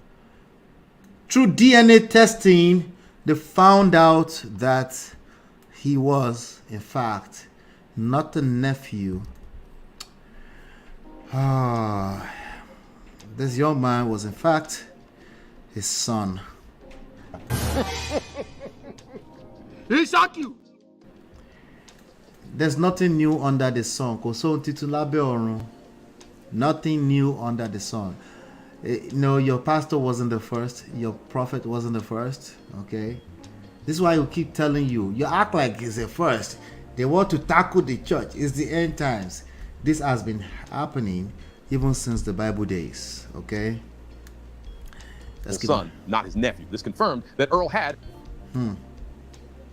a sexual relationship with his sister-in-law. Earl Polk is known to have been a long-time mentor of Bishop Eddie Long. These incidents have not only... Oh, it's a long-time mentor of Bishop Eddie Long.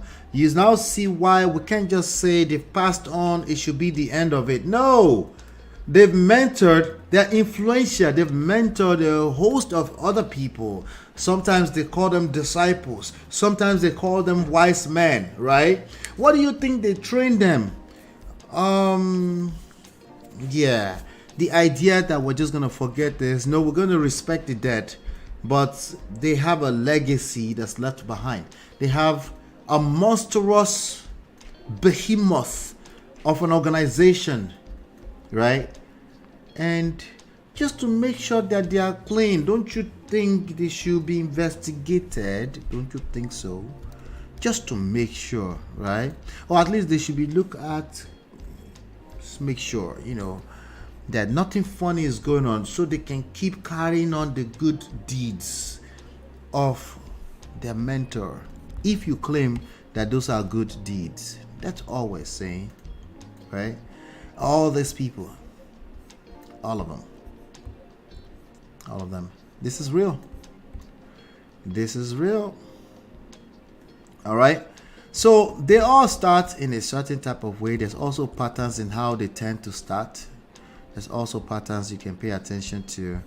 Bagaba says, at least that's not as bad as what I was thinking. Yeah, it's all bad. I know what you mean, though. It's all bad. You know, we're talking about the body of Christ now, right? These people are the attack against the body of Christ. No one is attacking the body of Christ. They are the attack against the body of Christ. That's what it looks like. All of these examples I've just given, many of them are convicted, many of them have passed on, right? But we're sharing this not to judge them. We can't judge them. But this is real. This is, there are victims involved. There are actual victims involved in this situation. So we can't just say the ones that passed on. No, we have to talk about it so that we can make sure that people understand that social media is paying attention. If your closet is not clean, clean it. By the way, it might be too late already. I'm just saying you're going to see more and more of this, right? Now, what does Yule has to do with all of this, right? We just talked about the 10, right? I'll be back. Let's talk a little bit more about Yule Edochie here, okay? Because again, what we're talking about here is reputation, right? Reputation matters. Not because I make it matter, it just matters. I'll be back in about 20 seconds.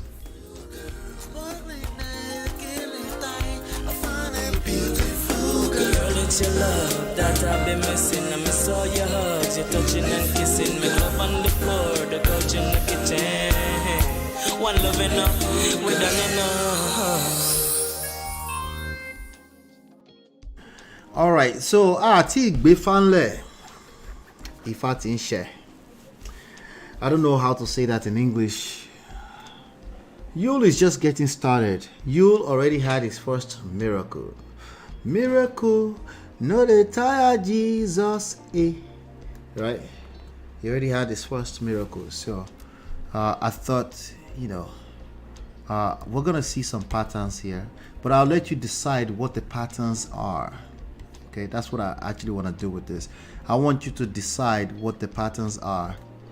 But he had his first miracle. Okay, so I'm actually showing this now from Yule's page. He actually reposted this directly from Today or Not. He's extremely happy about the first miracle. You never expect it, right? Well, maybe it's just miracle. Before I get into I'll come back. There are two parts to this this episode of Yul Edochie's epistles. You shall call it, Abby, whatever you want to call it. But let me read this to you. Hold on one second. We're rounding up the show early today. This is good. I love it, love it, love it. All right, so let's see. Yule's first miracle. Where are that? Okay, there we go. Aha. So you can see here, Yule said, I just came across this on Today or Not's page. I'm overjoyed. What is it? What is it that you just came across? Let's look at it. Okay. Some lady called Angela, this is public records. Angela, dear Pastor Yul Edochie, I followed your sermon and received a miracle. Miracle, no the tire Jesus. I was having an elongated running stomach days before the program started. All right. It couldn't stop even after I took flagyl. Okay, so the Oyinbo medicine did not work. Flagyl. Is flagyl Oyinbo medicine? I think so, right? Anyway, on the day of True Salvation Ministry church service, I believed for my miracle and stayed consistent till the end. Okay. Immediately after you close the program, hold on.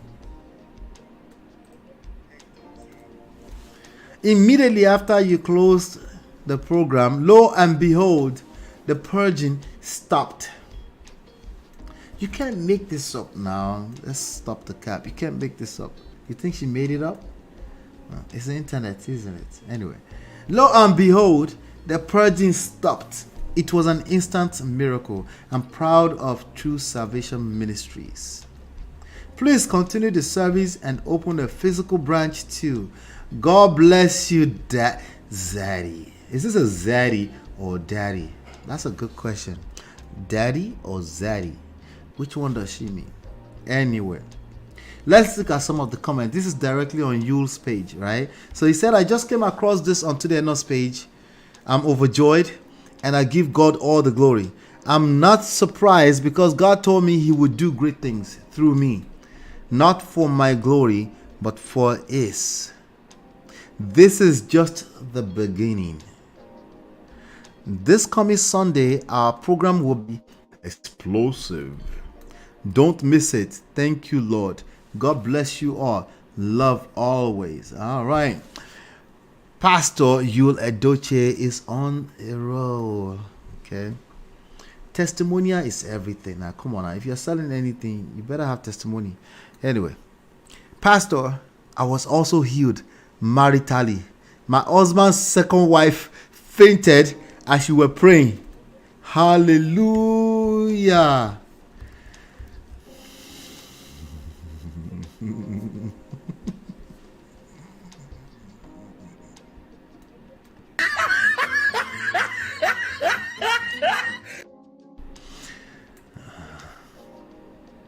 Come on now. The trolls, I can smell it. They're coming. Somebody with a verified page, the most talked about man in Africa, a king and more, a child of destiny, win forever, OG Yul Edochie. All right. Somebody say, so you could not understand the sarcasm in the said testimony. You are indeed a joke. Shake my head. We don't know if it's a joke or not. Oh, it's not that easy. Oh. No, we can't tell if it's a joke or not. Oh. We can't tell. She even had daddy. Yes, now. If it's a joke, everybody else must be a joke. That's all I'm saying. Okay, you can't just say it's a joke. This is a real person. I don't care if it's made up or not. This is a real person who used their own account to type this and tag him. Okay. This person, I feel so sad reading this. Christianity has become a joke. I didn't say that. You are the one saying that. God, please forgive me for ever coming across this post, making a ridicule of you. Damn. You know, there's a part of the scripture. I think there's a part of the scripture that actually says God cannot be mocked, right? God cannot lie. God cannot be mocked. There is, right? There is yes, there's Galatians 6:7. Galatians 6:7 says, do not be deceived. Wait, let me make sure that I'm not muted now. You guys can still hear me, right? Good. Do not be deceived. God cannot be mocked. You don't have to worry about the likes of Edochie and things like that. You don't have to worry about that. You don't have to worry about it. Okay?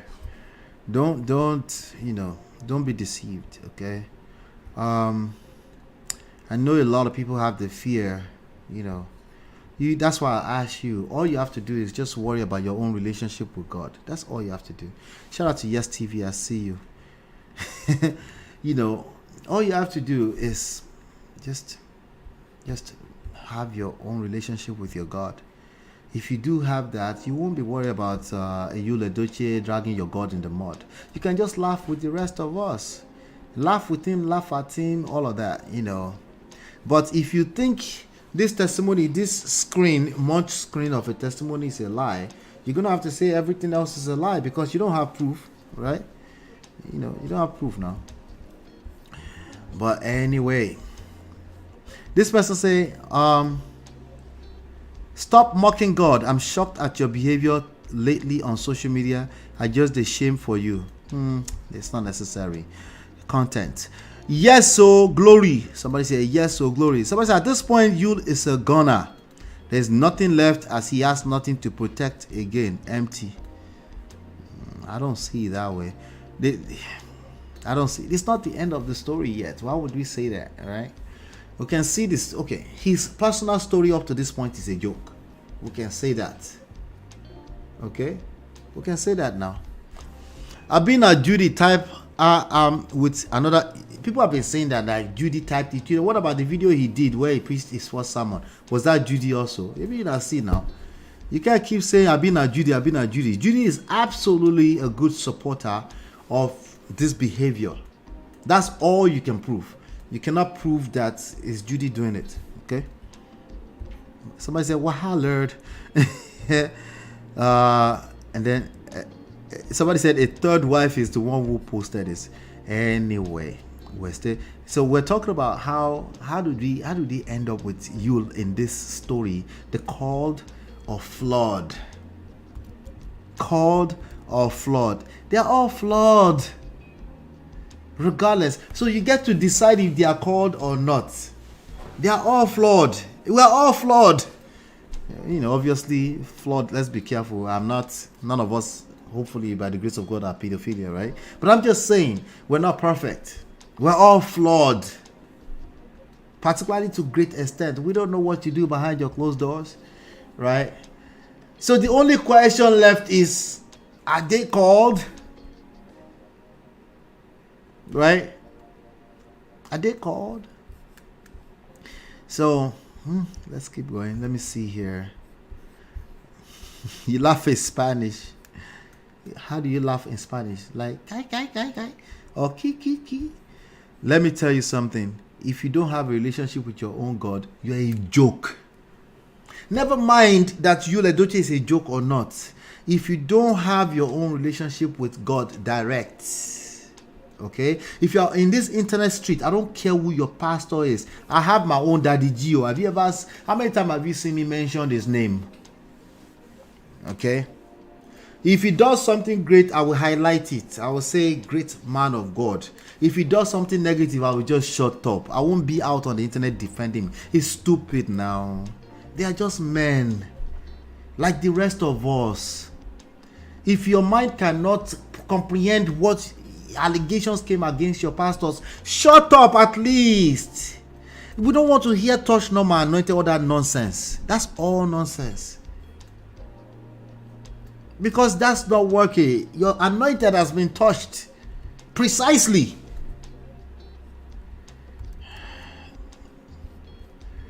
Crazy. Because again, that's part of the behavior that's enabling bad behavior. It's okay that we're flawed, but when we see Boku Dia Kato, you check yourself. That's how you laugh in Spanish? Ja, ja, ja, ja. That's just wrong. You guys are wrong. Oh my God. Let me go back. Let me see. I think there's another comment here. So that was the one he posted on his own page. Tunde Ednot was the actual one who posted it, as you've seen here right now. Let me see. And then he came here and left a comment with his verified page. And he said, wow, I'm just seeing this. I give all the glory to God. God told me that he would do great things through me. Okay, so he's basically repeating himself, right? And I bet the under comment, someone said, you know why? Someone said, you know why? Let me play for him now. You think so? You did wise? You doing what? Oh Lord. Come, we can laugh. Let's laugh, okay? Don't worry, the Christian body will be a joke. The joke stars are the clowns who are the characters in the movie that we're watching right now, okay? You cannot mock God. You don't have to worry about God being mocked. Don't be deceived. Don't be deceived, okay? Let me see here. You don't mind. Let's see. This person said, Daddy Free said, Baba don't join them. Oh, hey, you know Daddy Free is going to talk about it. Yep, this is how you start. That's why, see, that's how you start. That's how you start. That's it.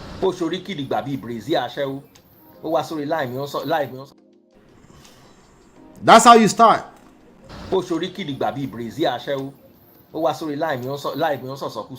Jadanu then rapture with it and where you did rapture danu kúrò lórí live mi òpó nóṣì.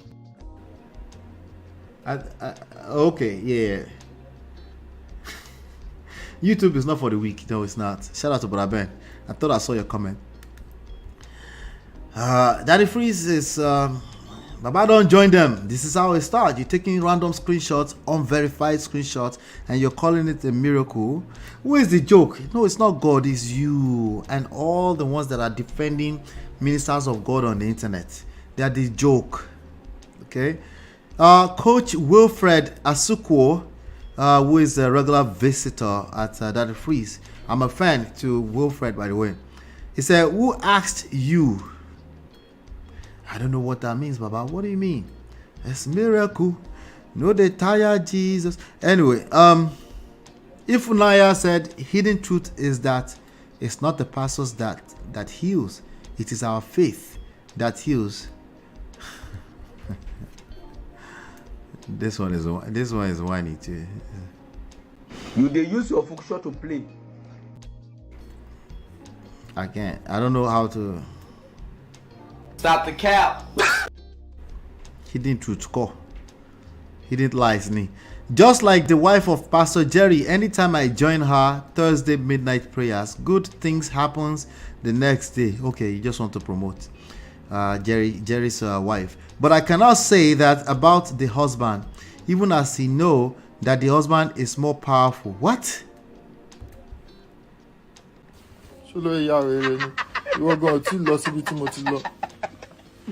Let the poor breathe. This whole internet is a joke. Okay. One thing I love about Nigeria is if you want mad, they go help you reach your madness destination. That's a word. That is so true. That is so true. No plan work. Oh, now you'll send her to write this testimony. And either way, it's a miracle. That's what they call miracle now. So people will do what they have to do to show you miracle because they know that you're the vulnerable. And they know you will defend it with your full chest, even if you don't know the source. Reason why these politicians will never take us seriously. That's part of it. But you can't blame the politicians for that. Blame yourself. Okay. What in the name of the Nollywood movie?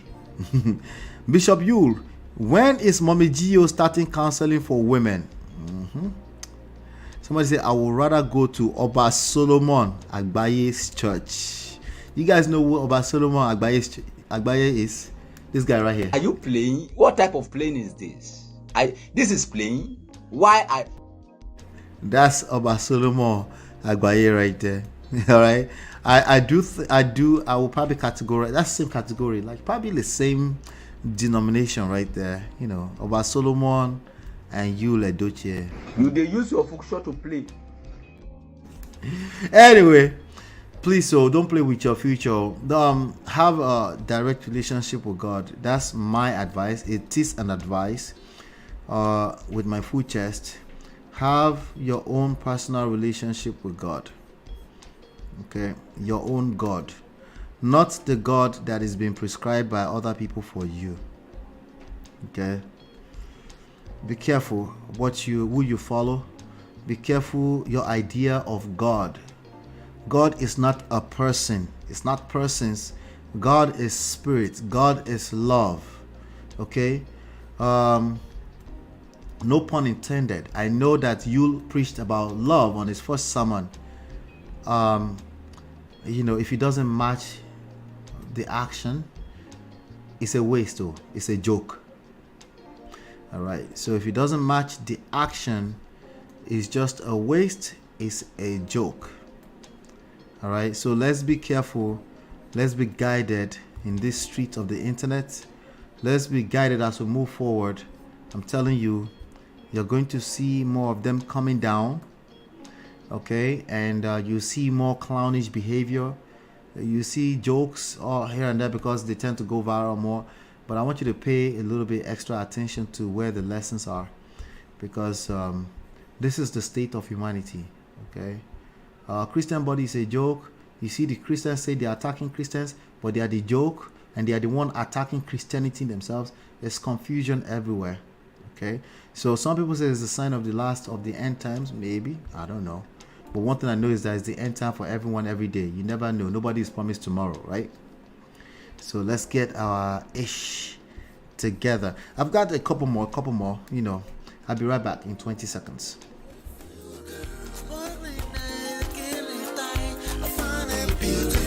Girl, it's your love that I've been missing. I miss all your hugs, your touching and kissing. Make love on the floor, the couch in the kitchen. One love enough, we done enough. All right, welcome back. Do me a favor, hit that like button, share, subscribe, and turn up your notifications if you haven't done so yet. I want to talk about this lady right here. She's an actress, Nollywood actress, and she has advice for you ladies, and I want to hear your thoughts on it. Before we continue today, I want to hear your thoughts on this. So shall we? Let me play this audio for you. All men cheat. The first sentence is all men cheat. Let's continue. Don't worry, it's not me that says it. Don't point at it. 100, don't mean cheat. Affirmatively. 100. Oh, I go. You really? Cheat, she said, is there any man that don't cheat at all? Women will say, oh, when he cheats, so I will cheat too. Or when he cheats, so I will pack out. I will say, don't pack out, but you can cheat. Yeah, you don't pack out. Yeah, you don't have to pack out, but you can also cheat. But you have to do it with all level of maturity and. How do you cheat with level of maturity? Somebody help. I mean, should bother not cheat. Gang and one babati. if he cheats on you. Of course. I will. All men cheat. Gang, I want babati. It's not me that say it. Don't point at it. 100. All right, you heard it. Your thoughts? Any thoughts? I should just go ahead and share my own thoughts. Just cheat back. A good idea, a bad idea. Anyway, let's just wanted to use this to share a lesson today before we leave. Number 5 reason. I'm going to give 5 reasons why it's a terrible idea. All you're doing is escalating your problems. Clearly, you attracted a cheater for whatever reason. Maybe not your fault, but you attracted a cheater. And you're justifying it, you're normalizing it, and you think you're going to get away with this by cheating back. Not really. What you're going to do is you're going to escalate your problems. Okay, you're approaching relationships from a vindictive standpoint. Retaliate. You're trying to retaliate against who? Who are you deceiving? Right? You're just basically going to start an unnecessary circle of what I call emotional. Anyway, let me give you number 4th reason why you don't want to participate in this kind of behavior. The number 4th reason why you don't want to participate in this kind of behavior, I told you earlier on before, I said every breakfast comes with a cost. Okay, it will take an emotional toll on your life, on your children, on your surrounding, on your reputation. It's a bad idea. It's not just you cheating. Just think about, it's not just you cheating. It's, first of all, you're not originally a cheater. This is you operating. You're trying to retaliate. You're starting a retaliation cycle, right? And again, for every time you do that, that cycle gets bigger and bigger and bigger. What about diseases and stuff like that, right? It's a terrible idea. Completely terrible idea. Please don't. I know we're joking around and stuff like that, I want you to understand that whenever people cheat, as much as, yes, it is a choice, whatever you want to call it, a choice, as much as it is a choice, I want you to understand that there are issues in the underlying, in that relationship that made a person cheat. Okay, for the most part there is. Okay, and you're basically not addressing the issue. That issue doesn't have to be about you, but it could be about how you attract romantic partners, right? But you just said, no, never mind the issue, I'm not going to resolve the issue because there's no issues, right? You're just going to retaliate. So there's no resolution for your shadow, an actual issue, right? No resolution. We're just going to move forward. Well, guess what? You're going to remember, you're not the cheater. Somebody cheated on you. You're just going to hurt yourself in that process. Okay? It's better that you calm down. If you want to cry, do what you have to do, but you should focus on uncovering what the actual issue is. It doesn't have to be a matter of fault, right? But at least at the minimum, you want to not attract the same situation all over again. Okay? So also, another reason, maybe this is more on paper reason, because a lot of people think, oh, they started it first, so because they started the cycle first, I'm exonerated. No, not when it comes to legal consequences. Okay, you might have a lot more to lose than you realize. Okay, so there are legal consequences for being a cheater. It might be a situation where you actually are entitled to certain resources, assets for the person cheating on you, but now you've cheated back, right? And maybe you don't even have evidence for the other side. And you know what's going to happen, right? You go explain, tired. Okay? So, last but not least, number 1 reason why you don't want to engage in this kind of behavior, please don't do it. Unless you were, there's one exception here that I'm going to give you, okay? Which I think that's what the real issue is with LAIDE Bakare. I think, my opinion, okay? All right, but first, number one reason why you don't want to do this, there is an impact on trust, your reputation. Okay, not just that relationship can be permanently damaged, your chances of good relationships in the future will be permanently damaged. Case in point, a LAIDE Bakare, she's opening her mouth wide to say this type of nonsense on the internet. If she happens to have a chance at a romantic lover that she will actually love, that can take care of her in the future, now if that person sees this, will this person ever be able to trust her ever again? No, they can't trust her, because the reality is that there's no such thing as a cheat back. You're a cheater. Okay, you're just a cheater. You might have justified and normalized, like, let me just do that because that person hurt me back. Yeah, you might have done that. It's possible, but there's something inside of you that was a good cheater too. You cheated. Okay, so a person is listening to that now that this has an impact on your trust. So that's what I wanted to share with you with regards to this. I know it's, you know, it's schools and people just want to joke around, just cheat back and all this kind of stuff, but let's talk about the reality too. The reality is that there's consequences for bad behavior, regardless if it's a reaction or not. Your reactions are actions you're responsible for. Okay? And guess what she said? Let me go back to the screen. Let me come back to the screen. It shocked you? Wait though. Did it shock you? Let me show you something real quick. She said, I said what I said. Okay? Who is she hurting? Us? She's not hurting us, right? I don't know why she felt the need to say that. Anyway, somebody said, bad advice. This is very wrong. Don't do it. Men and women are not the same thing. Know this and have peace. That's true to a lot of levels, but even the advice that this is a bad advice is also true for both men and women. If you want to move forward, move forward. If somebody cheated on you, cry yourself a river, get over it, move on. Don't try to be somebody else. If that's not who you are, you're going to hurt yourself, because it's not who you are, right? You're going to hurt yourself. Now, why she get for picking for papa? Jesus. Yep, she's going to attract shaming language, of course. Some people become less attractive to you when you see their level of reasoning. Yep, I just said it. You're talking about attraction. Attraction call. Somebody said, ladies, have sense and keep quiet. Let men fight this battle alone. Notice how they disappear from comment section on certain matters. Learn to start doing that. There is no need to proclaim your purity and morality. If you won't do it, that's fine. Keep it to yourself. No. A man is the head and he sets the example in his household. If he wants to sow the seed of infidelity and sexual indiscretion, shouldn't he reap what he has sown? That's not how he's going to reap. You're going to give him what you're going to reap it for him.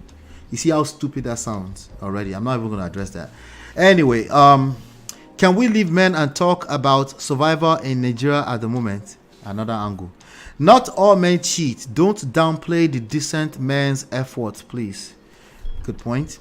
Few days ago, someone did this and confirmed she got an incurable disease. It happens every day, actually, not just few days ago. Okay? Not just few days ago. There are people contracting diseases every day. Okay?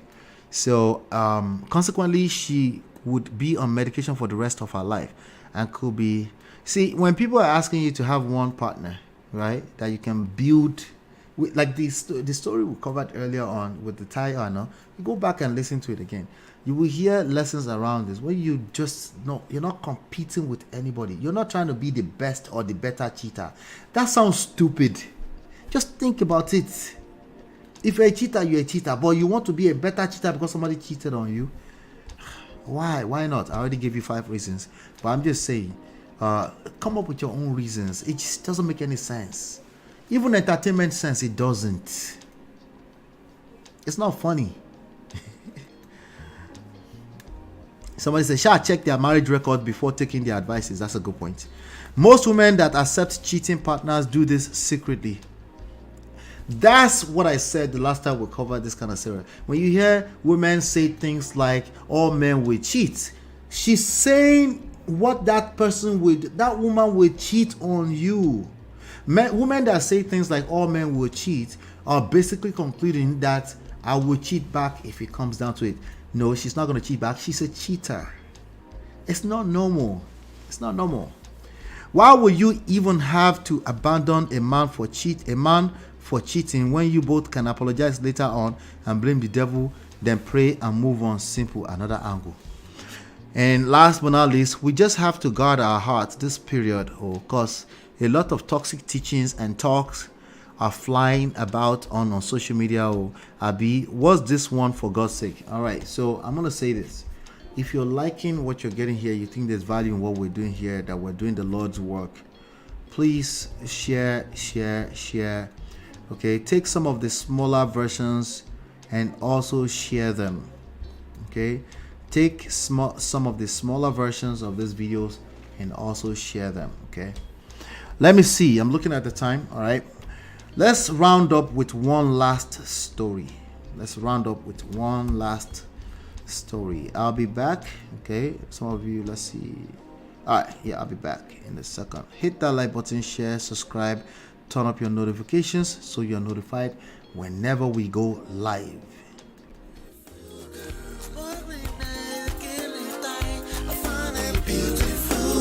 It's your love that I've been missing. I miss all your hugs, your touching and kissing. Make love on the floor, the couch in the kitchen. One love enough, we done enough. All right, let's talk about a young man called BAAJ, ADEBULE. Is it ADEBULE? BAAJ, ADEBULE, something like that. I don't know. ADEBULE. Something like that. Hopefully I'm not butchering it. I think it's ADEBULE, something like that. Anyway, Nollywood actor BAAJ ADEBULE, he's one of the guys on the Men's Club, a series on YouTube. I think they've moved it to, is it Netflix or Prime Videos now? Anyway, he's an actor. He's a good actor. BAAJ ADEBULE has said that he doesn't wish to marry a virgin. This will be interesting. Let's see what he's talking about. All right, so this is according to Linda AKG, reported that he explained that the process of deflowering a woman is not one he looks forward to. He said he had been through the process before and it was traumatic. Speaking in a recent interview with Pulse, ADEBULE said, "I don't want to marry a virgin. Because first, obviously, you will have to do the disvirgining, which is something I've been through before, and it is quite traumatic. When people think about it, they only think about the lady. Nobody thinks about the guy and what he goes through to do it." Interesting. It's a very terrible experience for a guy. Okay. However, the actor said it was important to be proud of one's choices, as he compared virginity to achievements like maintaining physical fitness. He said that even though he won't take a virgin as a wife, he agrees that the discipline is something to be proud of. "I think being a virgin is something," and I quote, "I think being a virgin is something you can be proud of, as is the case of a person who walks out and looks pretty good. She should be proud of that. So if it's not something that is easy to achieve and takes discipline, then it's something to be proud of," he concluded. All right, I did leave a comment here. I said ignorance at best, but it's okay to not know, Sha. Let me see what other people are saying. Somebody said, "Congratulations." Someone said, "Me na only virgin I'll go marry." Okay, let me see. Is that a woman? That's a woman. Another woman says, "I want to marry a virgin man." This is rubbish news. Okay, well, there's a reason why I put it up. I just wanted to use it to extract a lesson really quickly here. "You know, fit even see." Okay, somebody's okay. Someone said, "Now you sabi." Okay, so people don't know what to do with this. There's actually a lot of ignorance in what he said, which is okay, because he's actually speaking from experience. Okay, just because you're speaking from experience does not mean that you're not ignorant. Let me repeat that. Just because you're speaking from experience does not mean that you are not spewing ignorant nonsense. Anyway, we're rounding up. Let me round this up. Juju and left the chat and blocked the admin. What? Does a virgin wants to marry him? That's shaming language. That's sign language. Will virgin help? Is this a news? All right. So here's why I pulled this up. I thought it was interesting. Okay. The same thing that it takes to this virgin, if you have to call it this virgin, Jesus Christ. If you married a virgin, the same thing that it takes to have a first time with them is exactly what it's going to take to have an awesome sex life even into the future. It's the same thing. Okay, now it can look different depending on how much experience you have, or even how much you know. Not even experience per se, but how much you know, right? It takes the same singular element, patience. Okay, it takes the same thing. If you don't have the patience to have a first time with your virgin wife, you're probably going to struggle. Even if you marry a woman who has 10 body counts, you're going to struggle because you probably lack patience. It's the same thing. It takes the same amount of patience, right? And then also keep in mind that all those people with 5, 6, 7, 8 body counts were also once virgins. Okay, and it's not all of them that have quote unquote whatever he calls the traumatic experience.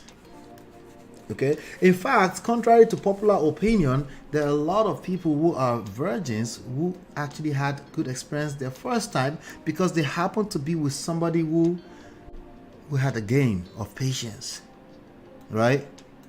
How much longer are we talking about? It depends on you and what kind of attraction. It depends on so many other things, right? But the key element in all of this is patience, right? But if you think that the way it happened for you in that experience when you were probably trying to rush things to happen, right, it's exactly how it is for everyone, then you will come out and make this kind of statement. Because he said his first, he said nobody asked about the guy. How the guy? What do you mean the guy? What do you mean the guy? The guy, all the guys don't have the same experience. They don't have the same experience, right? Some virgins are, they waited long enough, they are well prepared and ready, right? Some of them have been scared that by people that keep talking about their own experience, and they actually end up replicating some version of that. So I just wanted to point that out. Somebody's going to see this and say, that's kind of true, like they normally do when something makes sense on paper, and say, that's kind of true. It's better I be with somebody who have some experience. Experience with what exactly? Some people have had terrible experiences, God forbid, with a family member who violated them. Is that what you're looking for? You see, the absolute here is, again, that's where the ignorance is coming from, right? So again, these are your influencers. These are your influencers. It actually takes the same thing, patience. Okay, it doesn't matter where she is at in the form of experience. If you're not patient, she's probably not going to have a good time. It will be a traumatic experience regardless of how many of the body counts, how many body counts is there. Okay, and if she's a virgin, if you're taking your time and you understand and you have patience, she might just end up with the best experience of her life. Yes, even particularly related to the fact that you're her first, and she cherishes that and she loves that, and she will go ahead to tell that story for a long time. Please, you're a good actor. Do you have to have a say on everything? Jesus Christ, do you have an opinion? Oh my God. Not to say, I had a boss that said that before. He wants a woman with experience. It doesn't matter. Okay? All right. It shouldn't matter. Now, women generally, based on our social construct, women generally speaking, not all women, they want men that have experience, because men that don't have experience also tend to move a certain way, right? But it doesn't matter ultimately, right? You just need a mature human being who is ready for the ride of a lifetime. Either they have body count or they don't have any, or they're virgin. It doesn't matter. You see, it's the obsession that's going to hurt you the most. The obsession with the idea of virginity or lack thereof is going to hurt you. Okay? We live in a different time. It is what it is. A lot of people that claim that they had a virgin back in the days too, some of them were violated. That's just the story that they went on to tell you that you believe that was written down somewhere. All right? Let's adjust it. There's some principles here that's true across the board. It's true across the board. If a person is sexually attracted to you, when you had a level of patience onto that, and you leave room to that, it's okay that I learn, I continue to learn, I discover, I rediscover. If you leave room for that, generally speaking, you will not be making this sort of statement. Okay? Let's be careful.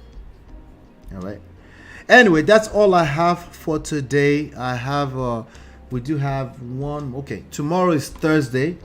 We're going to have another big show today. Tomorrow, as usual, we covered a lot today, a lot of grounds today. Do me a favor. There's one thing you can do for me. All right, just hit the like button, share, subscribe. Okay, but the middle one, the share one, right? Yeah, just help me share on with the rest of the world. Okay. But I bet says no virgin, please. Good. But I want to end the show right now today. We covered quite a lot of ground. If you came in during the end of this or something like that, go and find the video I did on Tayo Aino, the 10 tips to achieve success in anything. Go and find it. I think that's the best part of today's show. All right. I appreciate all of you now. Hopefully you've been enlightened and educated. I will see you on the next one. Peace.